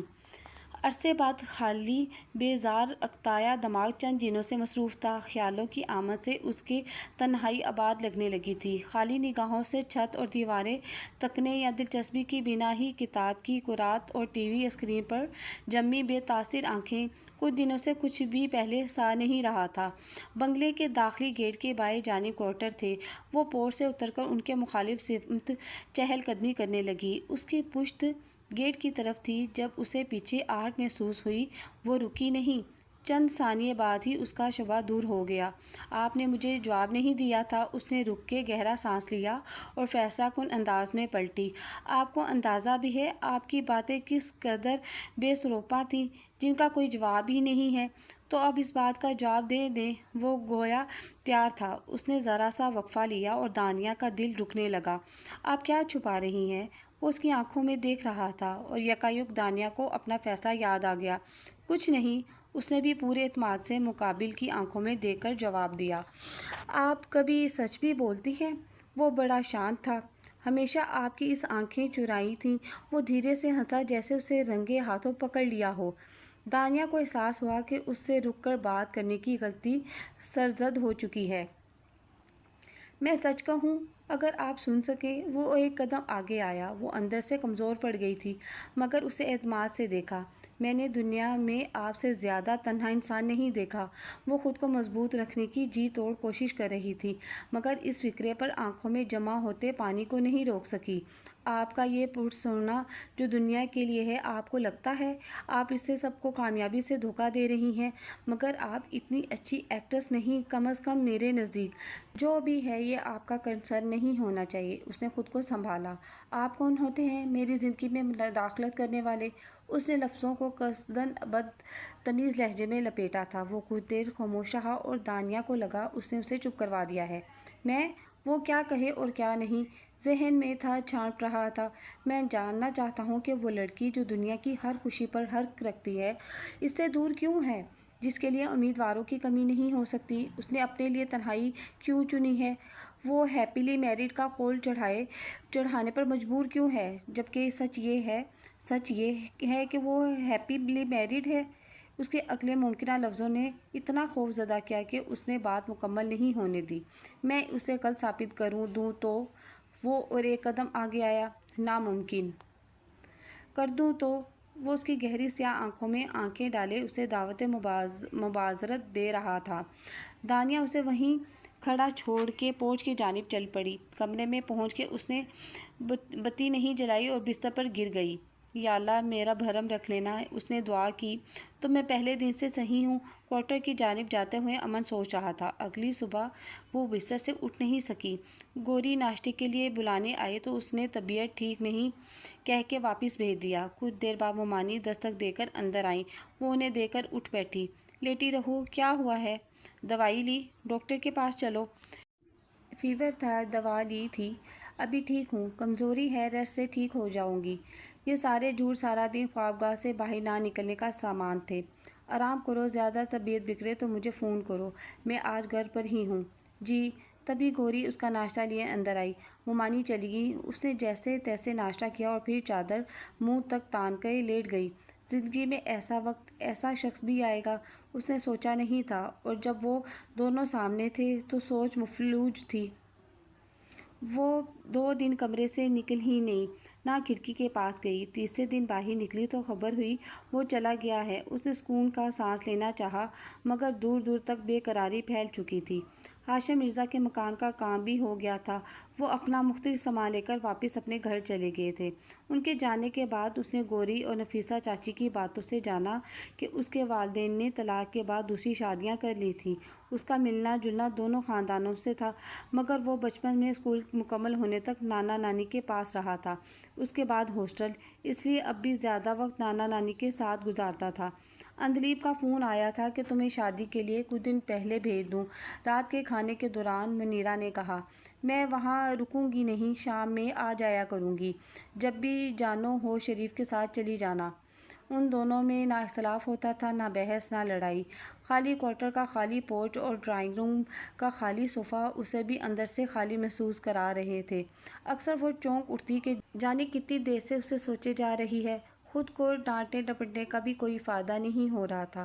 آخر وہ ذہن بٹانے کی نیت سے گھر چلی گئی، جہاں شادی کی تیاریاں زوروں پر تھیں۔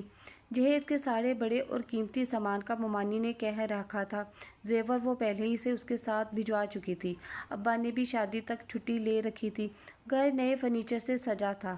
وہ پہنچی تو نئے پردے لگ رہے تھے۔ سمیہ کے کمرے سے وہ اس کے جوڑے جوتے اور دیگر سامان دے کر باہر نکلی تو ابا نے پکارا، دانیہ بیٹا، میری الماری کے اوپر والے خانے میں دیکھو، ٹول باکس رکھا ہے، ذرا لے آنا۔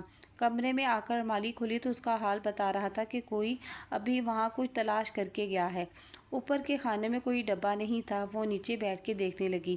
اندر بچھے کاغذ کے نیچے کچھ موٹا سا محسوس ہوا تو اس نے باہر کھینچ لیا۔ اس کی عادت نہیں تھی، پھر بھی جانے کون سی طاقت تھی جس نے اسے وہ لفافہ کھلوایا۔ وہ کاغذ دیکھتے ہوئی کھڑی ہوئی اور اس کی ہستی ڈول گئی۔ اس نے خود کو گرنے سے بچانے کے لیے الماری کا کپٹ تھاما۔ وہ طلاق کے کاغذات تھے جو انس کی جانب سے اسے بھیجے گئے تھے۔ یہ آنسویں کب بھجوائے؟ اس نے تاریخ دیکھی اور دل نے تڑپ کے دعا کی کہ اسے اسی پل موت آ جائے۔ پل بھر میں وہ بدل گئی۔ اس کے احساس، اس کی دنیا سب الٹ پلٹ تھے۔ جس محبت اور مان پر اس نے خود کو قربان کیا تھا وہی بنیاد اس کا وہم تھی۔ اپنوں کا مان اور قربانی میں چھپا محبت کا نازک کاغذ اس کے چند ٹکڑوں نے مٹی کر دیا تھا۔ اسے دھوکہ اپنی شہ رگ سے ملا تھا۔ آپ جن کے لیے ہر قربانی دینے تیار ہیں وہ پہلے ہی آپ کو قربان کر چکے ہوں تو کیا فرق پڑتا ہے؟ ایک ہی بات ہے، انہوں نے وہی کیا جو آپ کر رہے ہیں۔ نہیں، ایسا نہیں۔ یہ فرق طبی موت اور قتل سا تھا۔ یہ فرق لڑکھڑا کے گرنے اور پیٹھ پر ہوئے وار سے گرنے کا تھا۔ یہ فرق آمادگی اور فریب کا تھا۔ ملا یا نہیں بیٹا؟ وہ بولتے ہوئے اندر آئے تھے۔ اسے سر اٹھا کے انہیں دیکھا نہیں گیا۔ وہ اپنی روح قبض ہونے کا انتظار کر رہی تھی۔ کئی قیامت خیز لمحوں کی خاموشی کے بعد ان کی آواز آئی، دانیہ بیٹا۔ ان کی آواز کانپ رہی تھی۔ وہ کسی طرح چلتے اس کے پاس آئے مگر وہ انہیں دیکھنا نہیں چاہتی تھی۔ وہ انہیں دیکھ نہیں سکتی تھی۔ وہ اس کے ہاتھ سے کاغذ لیتے یا کچھ کہتے اس سے پہلے ہی وہ لفافہ اور کاغذات لیے سر جھکائے کمرے سے نکل گئی۔ دانیہ ان کی کانپتی آواز بھیگ گئی تھی۔ انہوں نے سہارے کے لیے پلنگ پر ہاتھ رکھے اور بیٹھ گئے۔ ذرا دیر بعد عندلیب اندر آئی۔ کیا ہوا؟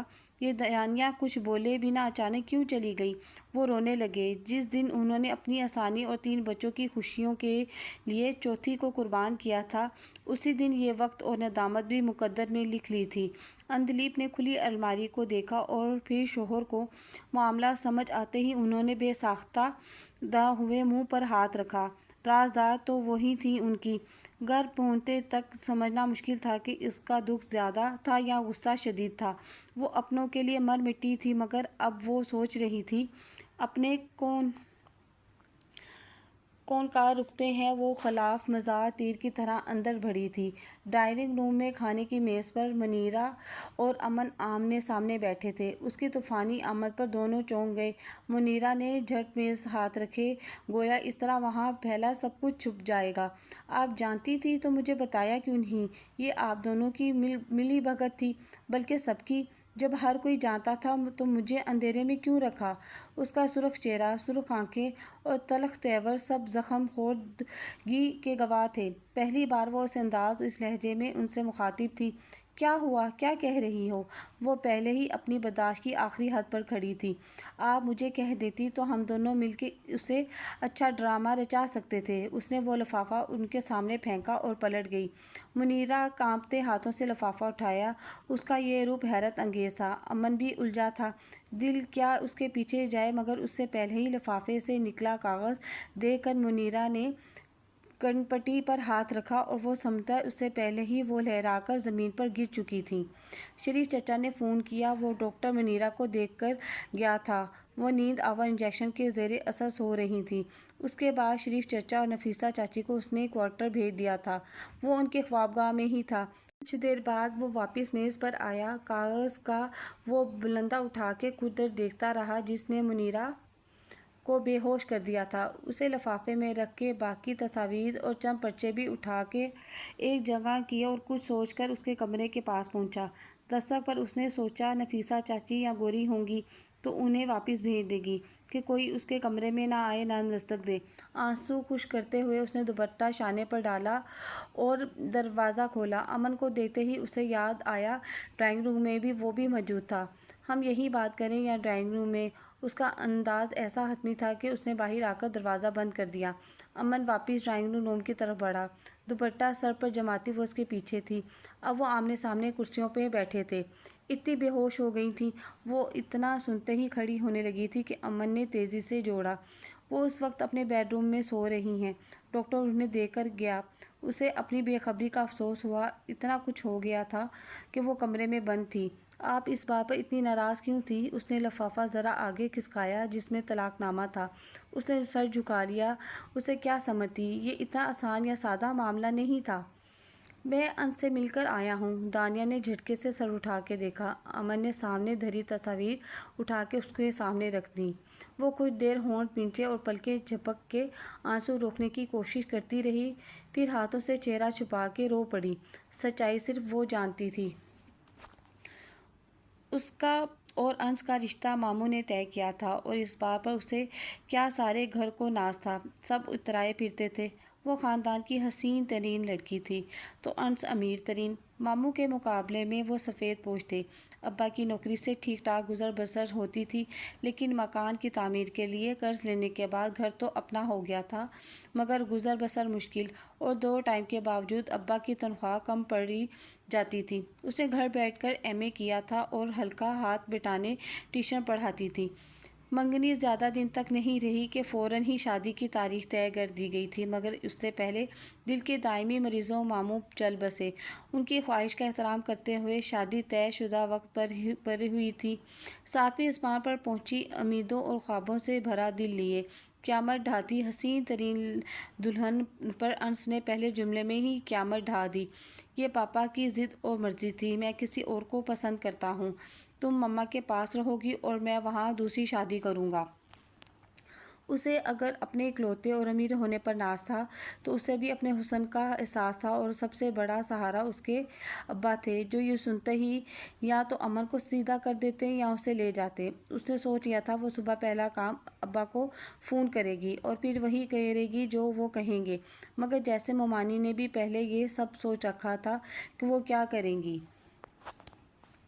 جس پیار پر بھروسہ کر کے وہ ابا کو فون کرنا چاہتی تھی، اسی پیار نے اسے روک دیا۔ چیک پر لکھی رقم معمولی نہیں تھی، اس سے بہتر کون گھر کے حالات اور مالی پریشانیاں جانتا تھا۔ منٹوں میں اس نے ابا اور سب کی آسانی کو چن لیا تھا۔ انس نے اس کے بعد اکیلے میں اس سے کوئی بات نہیں کی۔ ساری رسمیں تقریب ہوئیں، دعوتیں بھی۔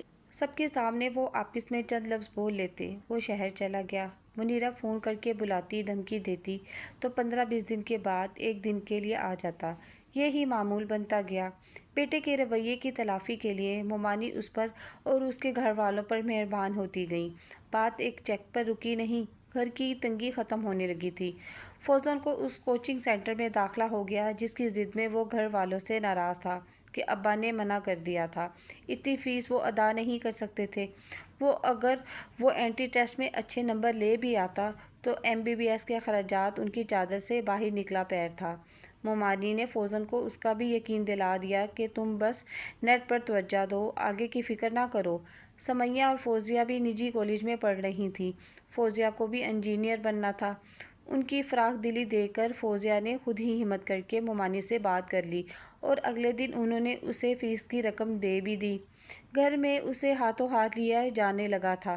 سب کو خوش اور مطمئن دیکھ کر اسے لگتا اچھا ہی کیا کسی کو نہیں بتایا۔ اس دفعہ انس آیا تو ماں بیٹے کی بحث بڑھے کر جھگڑے کی شکل اختیار کر گئی۔ اسے وجہ کا علم تھا نہ اس نے جاننے کی کوشش کی، مگر جاننے سے پہلے وہ اسے بتا گیا کہ وہ ماہرہ سے شادی کر رہا ہے۔ اسے سمجھ نہیں آتا، روئے چیخے چلائے، کیا کرے، کس سے بتائے، کس سے مشورہ لے۔ مومانی کا رویہ اس کے ساتھ ایسا تھا مانو کوئی غیر معمولی بات ہوئی ہی نہ ہو۔ تھک ہار کے اس نے ہتھیار ڈال دیے اور سوچوں پر بند باندھے میں کامیاب ہو گئی کہ جو ہوگا دیکھا جائے گا۔ ایک دن اسے فون پر انس کا وائس نوٹ موصول ہوا، جسے سنتے ہی اس کے ہاتھ سے فون چھوٹ گیا۔ جو ہونا تھا وہ ہو گیا تھا۔ اس نے اسے طلاق دے دی تھی۔ ماہرہ اس کی بنا شادی کے لیے تیار نہیں تھی۔ اس نے شرط رکھی تھی کہ وہ پہلے اسے طلاق دے۔ جب سے اس نے دانیہ کی تصویر دیکھی تھی اس کی محبت تنگ دل ہو گئی تھی۔ اتنی حسین بیوی کسی بھی وقت شوہر کا دل اور توجہ جیت سکتی تھی۔ اسے اندازہ ہوا تھا کہ ماں کیوں زور زبردستی سے وہاں بلاتی رہتی ہے۔ انہیں بھی یہی امید ہوگی کہ آج یا کل بہو کی خوبصورتی اسے زیر کر ہی لے گی۔ وہ سوچتی رہی کہ کیا کرے، کسے بتائے۔ اب اس کا مومانی کے ساتھ رہنے کا کوئی جواز نہ تھا اور نہ مومانی کے پاس ان کی مدد کرنے کا۔ وہ دم ساندھے منتظر تھی کہ اب مومانی اس کے پاس آئیں گی، اب بم پھٹے گا۔ اس سے زیادہ وہ گھر کے پھر وہی پہلے سے حالات سوچ سوچ کر پریشان تھی۔ فوزن کا کیا ہوگا، وہ تو طوفان اٹھا دے گا اگر اس کا MBBS نہ ہوا تو۔ وہ اکلوتا اور ضدی تھا۔ ابا کہاں سے لائیں گے اتنے پیسے، اور سب سے بڑا اگر تھا کہ مومانی نے کہہ دیا تھا کہ وہ سب قرضہ وہ واپس کریں گے تو۔ مگر ہفتہ بھر بعد بھی کچھ نہ ہوا۔ اس نے مومانی کو ٹٹولا بغور جائزہ لیے، مگر ان کے رویے سے بالکل نہیں لگتا تھا کہ انہیں طلاق کا علم ہے۔ تو کیا انس نے انہیں بتایا نہیں؟ ہو سکتا ہے وہ اس نے ماہرہ کو یقین دلانے کو کہا ہو۔ وہ ماں کو ناراض نہیں کرنا چاہتا ہوگا، مگر طلاق تو ہو گئی ہے۔ اس نے ان کی بحث کے دوران جائیداد اور آگ جیسے لفظ بھی سنے تھے۔ اس نے یہی نتیجہ اخذ کیا کہ طلاق کی صورت میں مومانی اسے بے دخل کرنے کی دھمکی دی ہوگی، اس لیے وہ اس طرح ماہرہ کو منا کر انہیں اس بات سے بے خبر رکھ رہا ہے۔ انس کے بیک وقت ماں اور محبت کو راضی کرنے کی کوشش میں اگر وہ بھی چپ رہ کے اپنے گھر والوں کو بھلا کر دے تو کیا برا تھا؟ کئی دن شش و پنج میں رہنے کے بعد اس نے طے کیا کہ وہ کسی سے کچھ نہیں کہے گی۔ اس کے گھر والوں، خاص طور پر ابا کی آسانی اور بھلائی اسی میں تھی۔ وہ جتنے دن اس ڈرامے کو، اس جھوٹ کو چلا سکتی تھی چلائے گی۔ مومانی ہاتھ کھینچ لیتی، وہ سب واپس مانگ لیں۔ دونوں صورتیں اس کا میکہ برباد کر سکتی تھیں۔ اس کے بعد انس پر پھر کبھی نہیں آیا تھا۔ مومانی ایک دو بار خود شہر گئی مگر اسے ساتھ نہیں لا سکی۔ دھیرے دھیرے جھوٹ کی شروعات ہوئی کہ وہ دونوں ہفتہ بھر شہر رہ کے آئی ہیں، یا انس مل کر گیا ہے، ملک سے باہر ہے، اس کا پروموشن ہو گیا ہے، کام بڑھ گیا ہے۔ مومانی اور چند دن ان کی پرانے فلیٹ میں رہ آتی تھی۔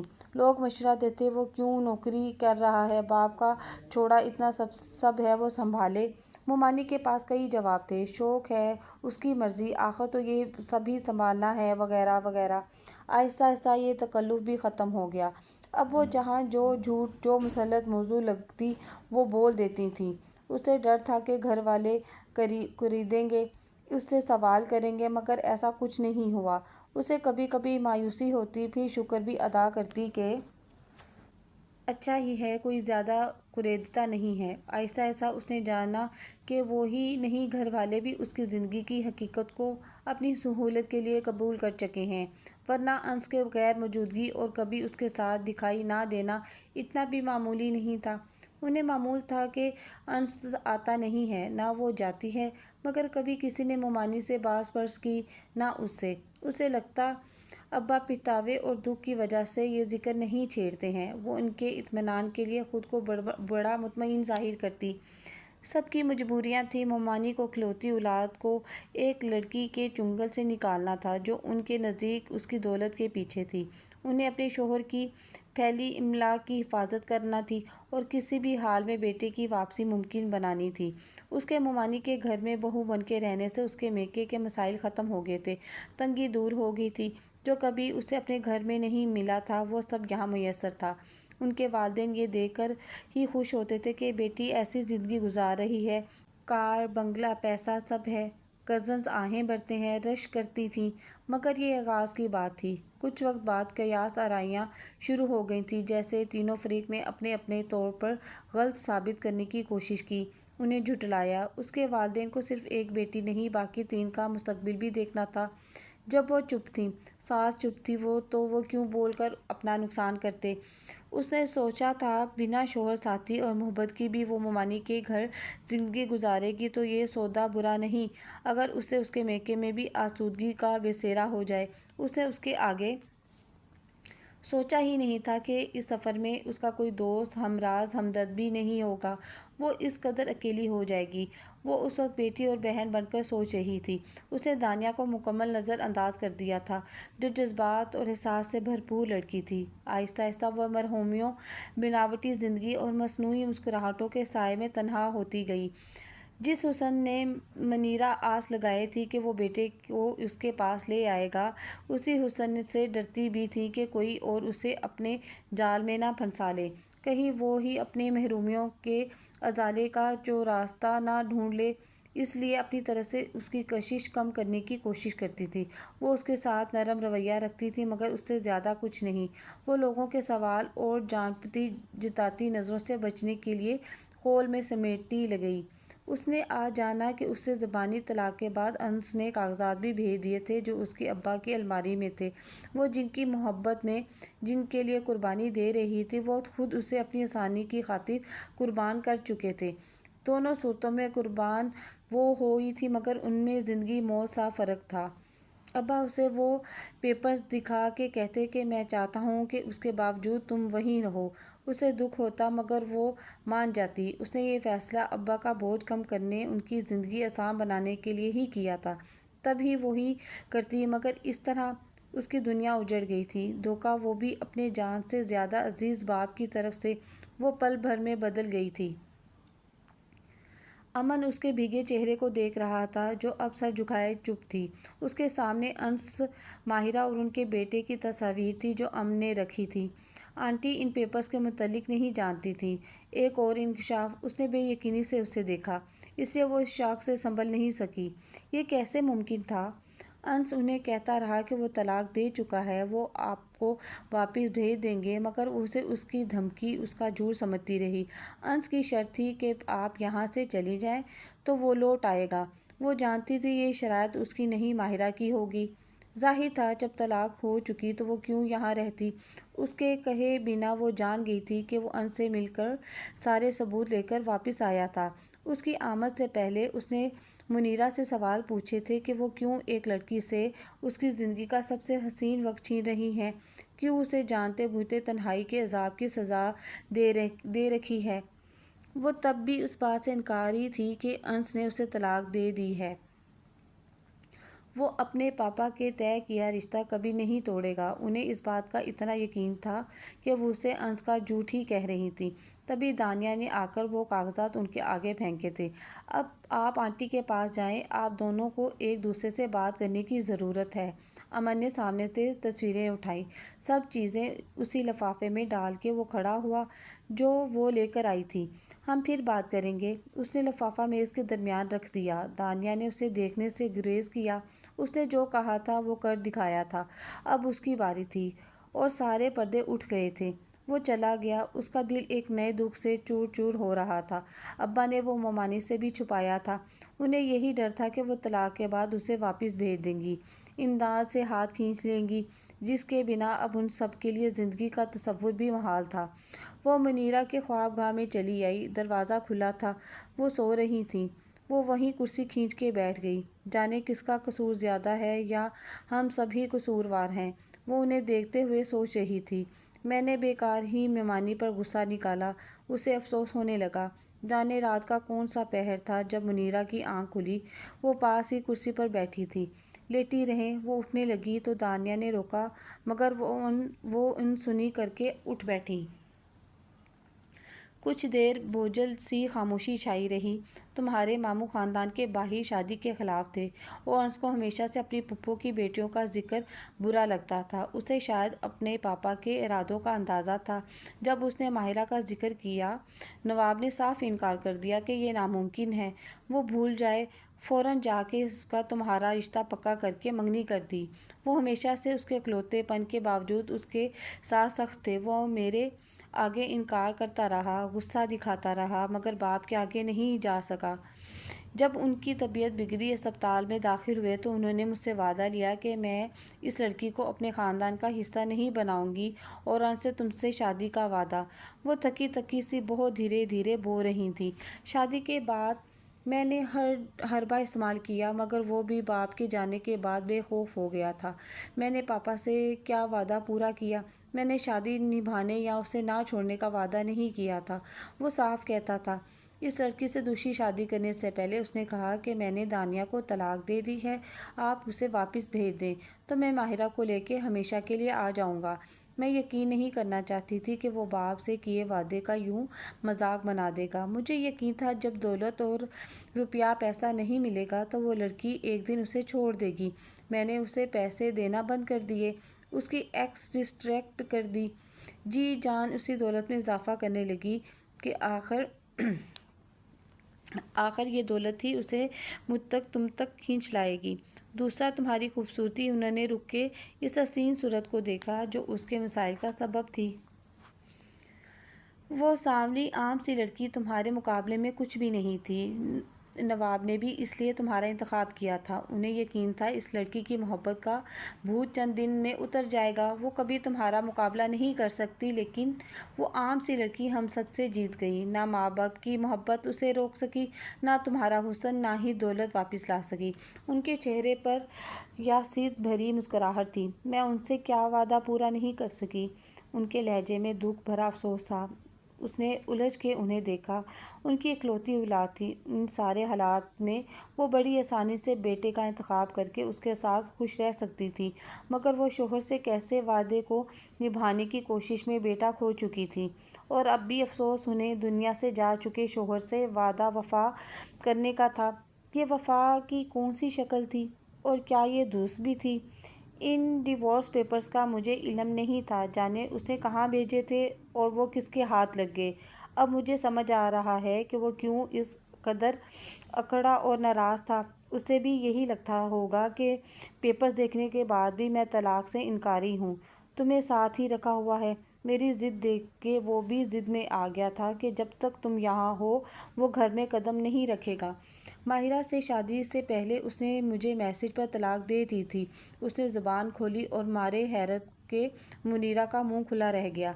مجھے بتایا کیوں نہیں؟ بڑی دیر بعد وہ بولنے کے قابل ہوئی۔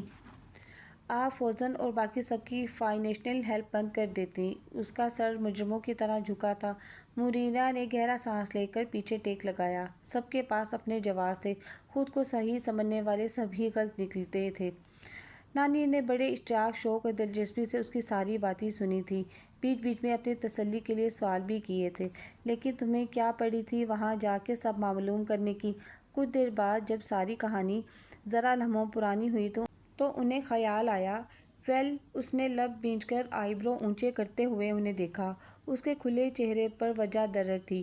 ہاں، انہوں نے منہ پر ہاتھ رکھا۔ اس لیے تم اتنی دلچسپی لے رہے تھے؟ وہ ڈھیلے انداز میں صوفے کے پیچھے ٹک گئیں۔ مکمل تصویر آنکھوں کے سامنے واضح ہو گئی تھی۔ نانا کہاں ہیں؟ اب اسے ان سے بات کرنا تھی۔ بچی ہے تو خوبصورت۔ نانی اب اس نئی اینک سے دیکھ رہی تھی۔ وہ مسکراتا ہوا خود ہی نانا کو فون لگانے لگا۔ اگلے دن اندلیب موجود تھی۔ منیرہ اور ان میں جانے کی کیا بات ہوئی، وہ کمرے میں گئی نہ جانے کی کوشش کی۔ جب اس کے کمرے میں آئی تو دانیہ چپ تھی اور وہ مسلسل بول رہی تھی۔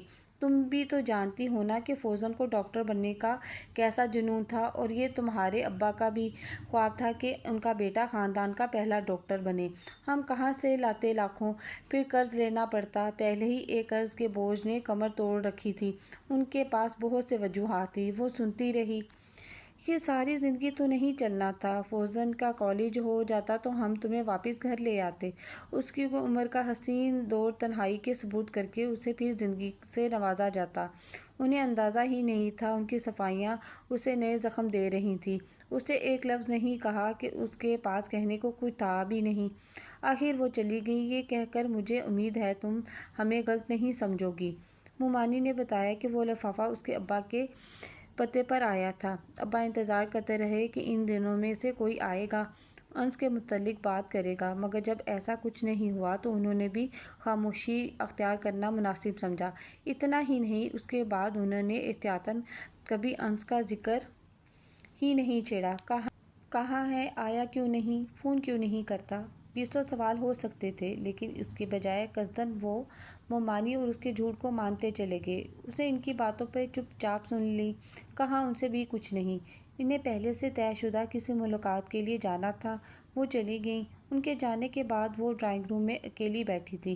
جب امن چلا آیا، وہ اسی کے بارے میں سوچ رہی تھی کہ اس نے اپنی بات کے لیے اٹھا رکھی تھی، اور جب وہ بعد آئے گا تو وہ کیا کرے گی؟ اسے امید نہیں تھی وہ اسی وقت آ جائے گا۔ وہ اسے غلط ثابت کر چکا تھا۔ پھر اب وہ اس کے سامنے صوفے پر بیٹھ چکا تھا۔ آنٹی کہاں ہیں؟ کسی کام سے باہر گئی ہیں۔ ان سے بات ہوئی؟ ہاں، وہ بلا وجہ ہی اپنی نشان زدہ ہتھیلی دوپٹے میں چھپا چکی تھی۔ تمہیں پتہ ہے میں نے اتنی تفتیش کس لیے کی؟ وہ ایک ساتھ کئی دیواریں گرا کے متعاقب ہوا۔ اس کے پاس جواب میں خاموشی تھی، احتیاط، جھجک، حیا اور خوف سے بھری خاموشی۔ امن کے پاس اور بھی کئی سوال تھے، تاہم جو اہم تھا وہی اولین تھا۔ میں کسی بڑے سے بات کروں اس سے پہلے مجھے تمہارا جواب چاہیے۔ آپ کس سے بات نہ کریں؟ کچھ دیر بعد اس کی سرگوشی جیسی آواز بھری۔ کیوں؟ یہ سب اتنا سادہ اور آسان نہیں ہے۔ اپنی پسندیدہ اور محبوب ہستی کے ساتھ زندگی گزارنے کی خواہش کی تکمیل کے لیے متعلقہ فرد کے آگے دستے سوال دراز کرنا ایسا مشکل بھی نہیں ہے۔ اس کی بات سادہ تھی، نہ اس پر رد عمل دینا آسان تھا۔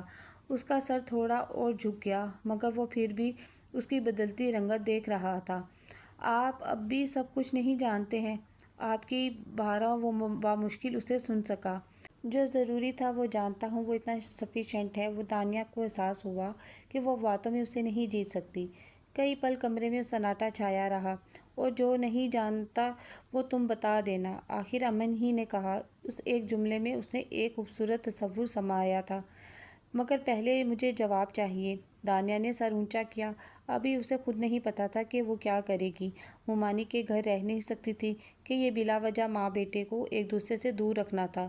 وہ گھر سے جاتی تب ہی انس یہاں آ سکتا تھا، میکے وہ لوٹنا نہیں چاہتی تھی، اس قابل بھی نہیں تھی کہ کہیں تنہا رہتی۔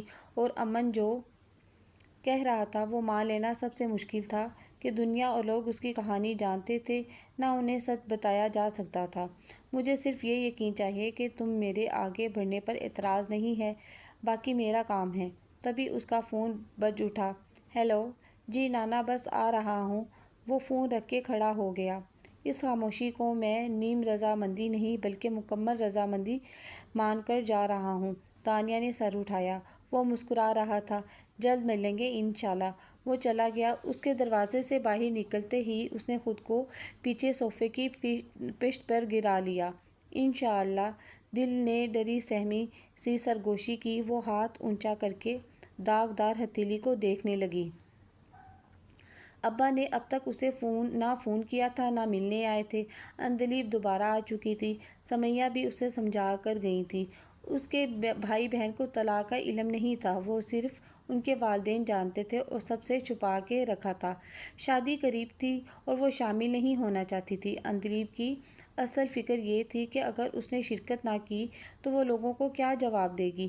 باقی معاملات تو بعد میں نپٹائے جا سکتے تھے، مگر یہ مسئلہ فی الوقت حل ہونا ضروری تھا۔ وہ جتنا سوچ رہی تھی اتنا اسے مومانی کے لیے برا لگ رہا تھا۔ بظاہر مضبوط اور محنتی نظر آنے والی عورت بڑی روایتی بیوی تھی۔ مومانی اور اپنا آپ ظالم، مظلوم کم اور بے وقوف زیادہ لگنے لگا تھا، جو اپنی زندگی میں شامل مردوں کو خوش کرنے کے فراق میں خود کو بھول چکی تھی۔ اس کہانی کے سارے مرد ولن محسوس ہو رہے تھے۔ ابا فوراً ماموں اور انس مومانی، آپ ان سے کھل کے بات کریں، کسی کو تو شروعات کرنا تھی۔ اسے بتائیں اسے کہ نہ میں طلاق کا بتایا تھا اور نہ ابا نے۔ وہ یقین کرے گا۔ وہ بات کی بات ہے، آپ پہلے جو سچ ہے وہ اسے بتائیں تو۔ اس سے کیا ہوگا؟ ان کی صورت اتر گئی تھی۔ اب تو وہ کبھی اس لڑکی کو چھوڑے گا نہیں۔ آپ کیوں چاہتی ہیں وہ اسے چھوڑ دے؟ مومانی کے چہرے پر تعجب پھیل گیا۔ صرف اس لیے کہ ماموں ایسا چاہتے تھے؟ آپ بیوی نہیں ماں بھی تو ہیں، کبھی ماں بن کر بھی سوچیں۔ ایک ہی بیٹا ہے آپ کا، وہ بھی اس ضد میں آپ سے دور ہے۔ یہ تو میں ہی جانتی ہوں کہ کس چکی میں پس رہی ہوں۔ ممتا بھی تڑپتی ہے اور شوہر کی روح نے تڑپے یہ خیال بھی چھین رکھا تھا۔ انہوں نے آنکھیں رگڑیں۔ مومانی، اس نے اتنے دنوں میں ہر پہلو پر سوچ لیا تھا۔ ماموں کی ضد بے جا تھی، انہیں آپ سے وعدہ بھی نہیں لینا چاہیے تھا۔ آپ کوئی جادوگر ہی نہیں، ایسا کوئی اختیار رکھتی ہیں کہ ہر حال میں وہ وعدہ پورا ہو جائے۔ انہوں نے بیٹے کو کنٹرول کرنے کی کوشش کی اور آپ کو بھی وہی نصیحت کر کے گئے، جبکہ سچ یہ ہے کہ ہم دوسرے انسانوں کے ساتھ اس کا دل نہیں بدل سکتے۔ جتنی کوشش ہو سکتی تھی آپ نے سب کر لی۔ وعدے سے بڑی لوگوں کی زندگیاں ان کی خوشیاں ہیں۔ ماموں کا مطالبہ کہیں سے بھی درست نہیں تھا۔ آپ دنیا سے جا چکے شوہر کے پیچھے بیٹا تو نہ گنوائیں، جو آپ کا واحد اور اصل اثاثہ ہے۔ منیرہ کا دل بھر آیا۔ وہ انہیں کتنی آسانی سے سمجھ گئی تھی۔ ایک گھر میں ساتھ رہتے وہ دو عورتیں کم ہی آپس میں بات کرتی تھیں۔ وہ اسے اپنے مطلب کے لیے اس گھر میں قید کیے تھی۔ انہیں برا بھی لگتا تھا، اس پر ترس بھی آتا تھا، مگر وہ مجبور تھی۔ مگر اب احساس ہو رہا تھا کہ یہ مجبوری تو خود ساختہ تھی۔ ماموں نے آپ کا نہیں سوچا تھا کہ اس طرح آپ اور انس کا رشتہ متاثر ہوگا۔ وہ بیٹے کی زندگی کنٹرول کرنا چاہتے تھے۔ ان کے ساتھ آپ کو ان کی خواہشوں کو بھی دفن کر دینا چاہیے تھا۔ اس وقت مردوں کے لیے اس کے پاس تلخی تھی، اور اس تلخی نے ہی اس کی سوچ کو یہ رخ عطا کیا تھا کہ جب مرد ان کے احساس کا خیال نہیں کر رہے تو کم سے کم عورتیں ہی آپس میں ایک دوسرے کا خیال کر لیں۔ میں یہاں سے چلی جاؤں گی، آپ اسے لے آئیں۔ تم کہاں جاؤ گی؟ وہ بھی ماں اور بہن کے سامنے اس کی خاموشی سے واقف تھی۔ میں انس سے کہوں گی وہ آ جائے، مجھے اس کی بیوی قبول ہے۔ طلاق تو ہو گئی ہے مگر تم بھی ہمارے ساتھ ہی رہو۔ وہ مسکرائیں۔ مومانی اب تک سمجھ نہیں پائی تھی کہ مسئلہ اس کی موجودگی ہی تھا اور یہ مسئلہ اس کی بیوی کو تھا۔ اس نے وائس نوٹ میں کہا تھا کہ ماہرہ طلاق کے بنا اس کی بیوی بننے تیار نہیں ہے۔ اسے یقین تھا۔ اس نے پیغام ماہرہ کے سامنے ہی ریکارڈ کر کے اسے بھیجا تھا۔ نہیں مومانی، طلاق کے بعد ہمارا ایک ساتھ رہنا مناسب نہیں۔ اس نے ماہرہ کا ذکر نہیں کیا۔ یہ ہم پھر دیکھ لیں گے، ابھی آپ انس سے بات تو کریں۔ اسے امن کا خیال آیا مگر وہ اس معاملے میں کیسے کچھ کہتی۔ وہ انہیں فون تھما کے کمرے میں آ گئی۔ اس کے کانوں میں امن کے الفاظ تھے اور دل اس کی نگاہوں کے نئے نئے مفہوم کھوج رہا تھا۔ پھر بھی اسے سب کچھ مشکل لگ رہا تھا۔ اس کی زندگی، اس کی کہانی خاصی اسکینڈلز تھی۔ امن کی والدین، نانا نانی، وہ سب کیوں کر مان جاتے۔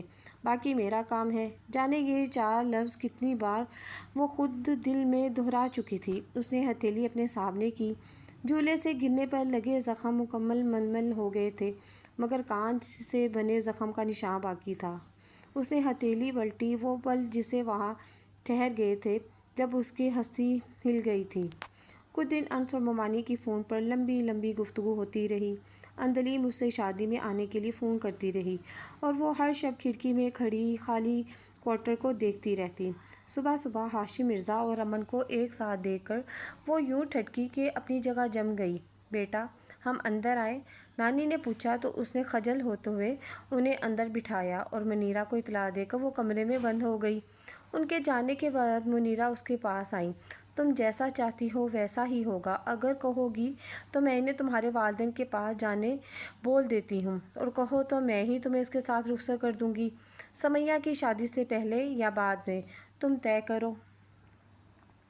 اسے رونا آ گیا۔ کیا مقام آ گیا تھا۔ اس نے زندگی کے ایسے فیصلے ابا کے بنا کبھی تصور نہیں کیے تھے۔ وہ تو شادی کے اگلے دن بھی سب انہیں بتانے والی تھی۔ منیرہ نے بڑھ کے اسے گلے لگا لیا۔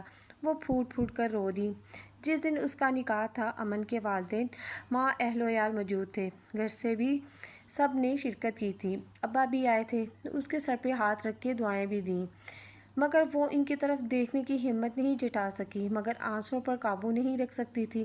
ان کی حیثیت، ان کا مقام اس کی زندگی میں سب سے بلند تھا اور اب وہ دکھ تاسف کے اس پاتال میں تھی کہ ان کی جانب دیکھنا مشکل تھا۔ اگلے دن انس ماہرہ اور اپنے بیٹے کے ساتھ موجود تھا۔ اسے مومانی نے فون کیا تھا کہ اب وہ رخصت ہو گئی ہیں، جو تمہاری شرط تھی۔ تمہارا ہاتھ پکڑ کے خون روکنے کی کوشش بالکل فطری رد عمل تھا۔ کوئی اور بھی ہوتا تو میں یہی کیا ہوتا، مگر وہ ہتھیلی تھامے اسے دیکھ رہا تھا۔ تم نے جیسے ری ایکٹ کیا اور پھر تمہاری وہ نظر۔ اس نے رک کر پل بھر کو آنکھیں موند کر گہرا سانس لیا۔ میں اب تک اسے ڈیکوڈ کرتا رہتا ہوں۔ دانیہ نے سر جھکا لیا۔ آج اس سے زیادہ حسین زمین پر کچھ نہ تھا۔ ہاں، سب سے زیادہ خوش کون تھا؟ اس میں زمین پر 2 افراد میں مقابلہ تھا جو ایک دوسرے کے مقابل تھے۔ میرا شک تمہاری اس نظر سے یقین میں بدلا تھا کہ تمہاری زندگی میں کوئی مرد نہیں، نہ پاس، نہ دور، نہ دل میں، نہ زندگی میں، نہ کمرے میں۔ اس نے ہاتھ اٹھا کے اس کی نشان زدہ ہتھیلی پر بوسہ دیا۔ اسے بھی کہاں علم تھا کہ پل بھر کی لغزش اسے یوں عیاں کر دے گی۔ اب تو مجھے دیکھو، امن نے مسکراتے ہوئے اس کا چہرہ اوپر کیا۔ اس لیے تو شادی نہیں کی تم سے کہ اب بھی ہر بات کے جواب میں سر جھکا لو۔ پھر کس لیے کی؟ اس نے شرمگے تبسم کے ساتھ اسے دیکھ کر شریر سا سوال داغا۔ امن متاثر ہوا۔ وہ ویسا ہی شوق سا جواب دیتے ہوئے ایک دم سنجیدہ ہو گیا تاکہ اس پیاری لڑکی کی تنہائیوں کو رنگوں، پھولوں، خوشبوؤں اور محبتوں سے بھر سکوں۔ اس کی آنکھیں بھی بھر آئیں اور اس کے آنسو، دکھ سب اپنے سینے میں اتار لوں۔ امن نے شانوں سے تھام کر اسے خود سے قریب کیا۔ لیکن تم ابھی رونا نہیں، کیونکہ اور بھی بہت کچھ ہے جس کے لیے میں نے شادی کی ہے۔ وہ روتے ہوئے مسکرانے لگی۔ میں نے کبھی سوچا تھا کہ پہلی بار دعا کی قبولیت نے دل توڑا ہے؟ ذرا توقف کے بعد امن گویا ہوا۔ وہ سر اٹھا کے سوالیہ نظروں سے اسے دیکھنے لگی۔ پہلی بار تم سے ملنے کے بعد میں نے تم سے دوبارہ ملنے کی دعا کی تھی، اور جب تم ملی تو ساتھ انکشاف ہو گیا کہ وہ رک گیا۔ میں نے سوچا پہلی بار دعا قبول ہو گئی تو دل ٹوٹ گیا ہے، مگر میں غلط تھا۔ قبولیت کی سند حاصل کر چکی کوئی بھی دعا دل توڑنے والی نہیں ہوتی، بس ہمیں یہ سمجھنے میں وقت لگتا ہے۔ وہ مسکرا رہا تھا۔ سمیہ کی شادی میں اس نے امن کے ساتھ شرکت کی اور ممانی انس ماہرہ اور پوتے کے ساتھ آئی تھیں۔ انہوں نے جو کہا سب نے سن لیا، اسے مبارکباد شادی دی اور منیرہ کو پوتے کی۔ ویسے بھی ان کے منہ پہ کوئی ان سے اختلاف کرتا نہ تھا نہ سوال، ساری باتیں ان کے پیچھے ہوتی تھیں۔ وہ سب جانتے تھے جتنے منہ اتنی باتیں ہوں گی۔ اندلیب اور اس کی بہن بھائیوں نے کوشش کی تھی کہ اس کا نکاح سمیہ کی شادی کے بعد ہو۔ ابا اس معاملے میں خاموش تھے۔ جو دانیہ چاہتی تھی اسے کرنے دو۔ انہوں نے اندلیب کی گزارش پر بھی مداخلت اور دانیہ سے بات کرنے سے انکار کر دیا تھا۔ وہ کچھ دن کے لیے نانا نانی کے پاس آئے تھے۔ واپسی سے ایک دن پہلے ممانی نے ان سب کو کھانے پر بلایا تھا۔ پہلی بار اس کا سامنا انس اور ماہرہ سے ہوا۔ کوئی بے آرام نہیں ہوا سوائے ماہرہ کے۔ اسے منیرہ اور دانیہ کا ایک دوسرے لگاؤ بھی کھٹک رہا تھا۔ کھانے کے بعد وہ بہانے سے باورچی خانے میں اس کے پاس آئی تھی۔ انس میرا مجرم ہے کہ اس نے والدین کے دباؤ میں مجھ سے شادی کی اور پھر طلاق دے دی۔ اس کے باوجود میں اس کی ان خوبی کے معترف ہوں کہ اس نے تم سے محبت کی اور نبھائی بھی، مگر تمہیں اس کی قدر نہیں ہے۔ اس نے خوبصورت بیوی تم سے دور کر سکی، نہ بے تحاشا دولت اور نہ اکیلی ماں۔ اگر ان سب کے بعد بھی تم انسیکیور ہو تو تمہارا احساس کمتری ہے محبت سے زیادہ طاقتور ہے۔ اسے شکست دینے بنا تم کبھی مطمئن خوش نہیں رہ سکتی۔ وہ ساری عمر بھی ثابت کرتا رہے تو تم شک، وہم اور خوف میں ہی رہو گی، کیونکہ مسئلہ تم ہو دوسرے نہیں۔ وہ اس کے سننے رکی نہیں تھی۔ بارش کی وجہ سے کھٹکی بڑھ گئی تھی۔ جب وہ رخصت ہونے لگے تو منیرہ نے اسے شال تھمائی کہ باہر ٹھنڈ ہے۔ شریف چاچا انہیں گھر تک چھوڑنے آئے تھے۔ آپ کو پتہ ہے آپ نے مجھے ساری دنیا کے مردوں سے نفرت کرنے سے بچا لیا ہے۔ وہ پورے انہماک سے کام کر رہا تھا جب اس کی بات نے چونکا دیا۔ شام میں ان کی واپسی تھی۔ وہ کیسے؟ انہوں نے ہاتھ روک لیا۔ بس وہ آگے بولنا نہیں چاہتی تھی، مگر امن کے چہرے کا تاثر سننے پر آمادہ تھا۔ ماموں، ابا، فوزن، انس، میں ان کے بعد سبھی مردوں سے نفرت کرتی اگر میری زندگی میں آپ نہ ہوتے۔ ساری دنیا کے مردوں کو آپ کا شکر گزار ہونا چاہیے۔ وہ دھیرے سے ہنسا اور لیپ ٹاپ بند کر کے اٹھ کے اس کے پاس آیا، جو پلنگ پر اس کی طرف کروٹ کی لیٹی تھی۔ وہ اٹھ کے بیٹھ گئی۔ ابھی زخم ہرا ہے اس لیے تم ایسا کہہ رہی ہو، ورنہ اور سب تو نہیں، مگر تم اپنے ابا سے ہمیشہ خفا نہیں رہو گی۔ وہ نرمی سے گویا ہوا۔ یہ ہمیشہ ہرا ہی رہے گا۔ اس نے سر جھکایا۔ ابا تب سے خاموش تھے۔ وہ شرمندہ تھے یا اسے وقت دے رہے تھے یا پچھتا رہے تھے۔ وہ یہ سب سوچتی ضرور تھی، مگر فی الفور وہ انہیں ان میں سے کسی بھی کیفیت میں اپنے سامنے دیکھنا نہیں چاہتی تھی۔ اس کی وجہ ان سے محبت تھی یا ان سے ناراضی، ان کے رویے پر مایوسی یا دکھ؟ وہ ان کے جواب ڈھونڈ رہی تھی۔ ابا بھی گویا اس وقت دے رہے تھے۔ آج یا کل، دیر یا سویر، وہ وقت تو آنا ہی تھا جب وہ دونوں آمنے سامنے ہوتے اور گفتگو کا آغاز ہوتا۔ وقت نے وہ اذیت بھرے لمحے دکھائے ہیں تو وہی آنے والے لمحوں میں راحت بھی دے گا۔ یہی اس کی خوبی اور خامی ہے۔ امن نے بازو پھیلا کے اسے قریب کیا۔ تبھی باہر بادل گرجے۔ لگتا ہے بارش ہو گئی۔ اچانک اسے یاد آیا، باہر دھلی چادریں ہیں، بھیگ نہ جائیں۔ وہ چپلیں ٹولتی اسے دور ہو کے اٹھنے لگی تھی کہ امن نے ہاتھ پکڑ کر التجا کی۔ بھیگ جانے دو۔ دانیہ نے شکایتی انداز میں دیکھا۔ یہ بھیگی رات، یہ ٹھنڈا سماں، یہ کیف بہار، یہ کوئی وقت ہے پہلو سے اٹھ کے جانے کا؟ یہ کوئی وقت ہے شعر سنانے کا؟ وہ اسی کے انداز میں کہہ کے جانے لگی تھی کہ تبھی باہر سے نانا کی اونچی آواز آئی، میں نے اٹھا لیے ہیں نیک بخت، تم باہر نہ آؤ۔ وہ نانی سے مخاطب تھے۔ امن نے ہاتھ کھینچ کر اسے دوبارہ بٹھا لیا۔ سیکھو نانا نانی، اس عمر میں بھی اپنے طریقے سے رومانس زندہ رکھے ہوئے ہیں۔ اس موسم میں تو وہ رومانس کمرے کے باہر ہونا چاہیے، اندر نہیں۔ میرے لیے جہاں تم ہو وہاں رومانس ہے۔ اسے جھک کر اس کی ناک سے اپنی ناک ٹکرائی۔ تو چلیں۔ وہ ہاتھ چھڑا کے اٹھی اور الماری سے شال نکال کے دروازے کی جانب بڑھی۔ اب انہیں بھی جب وہ پیچھے آنے کی بجائے وہیں بیٹھا رہا تو وہ مڑ کے گویا ہوئی، یار میں رومانس کی باتیں کر رہا ہوں اور تم اس شال کو تو رکھ ہی دو۔ دانیہ کچھ دیر اسے دیکھتی رہی۔ وہ منتظر تھا کہ وہ شال اتار دے گی۔ جب وہ یوں ہی جمی رہی تو چادر ناچارہ امن اٹھا۔ وہ اس کے پاس پہنچا ہی تھا کہ دانیہ نے مسکرا کے بازو پھیلا کر اسے بھی شال کے اندر آنے کی دعوت دی۔ اس کے چہرے پر پیاری سی حیرت ابھری۔ پہلے کیوں نہیں بتایا کہ یہ شال؟ مطلب کہ it's your type of romance. وہ پاس آیا اور دانیہ کے چہرے پر شرمیلا تبسم پھیل گیا۔ ہاں جی تو یہ تھا آج کا ناول۔ مجھے تو بہت مزہ آیا، کافی انٹرسٹنگ تھا، سیڈ بھی تھا اور رومانٹک بھی، تو مجھے تو پڑھنے میں بہت مزہ آیا۔ تو پلیز آپ مجھے بتائیے گا کہ آپ کو کیسا لگا، کمنٹس کرنا مت بھولیے گا، اور میری چھوٹی سی ریکویسٹ ہے آپ سے کہ پلیز مجھے سبسکرائب لازمی کر دیجیے گا۔ تو اپنی دعا میں مجھے یاد رکھیے گا۔ اوکے، اللہ حافظ۔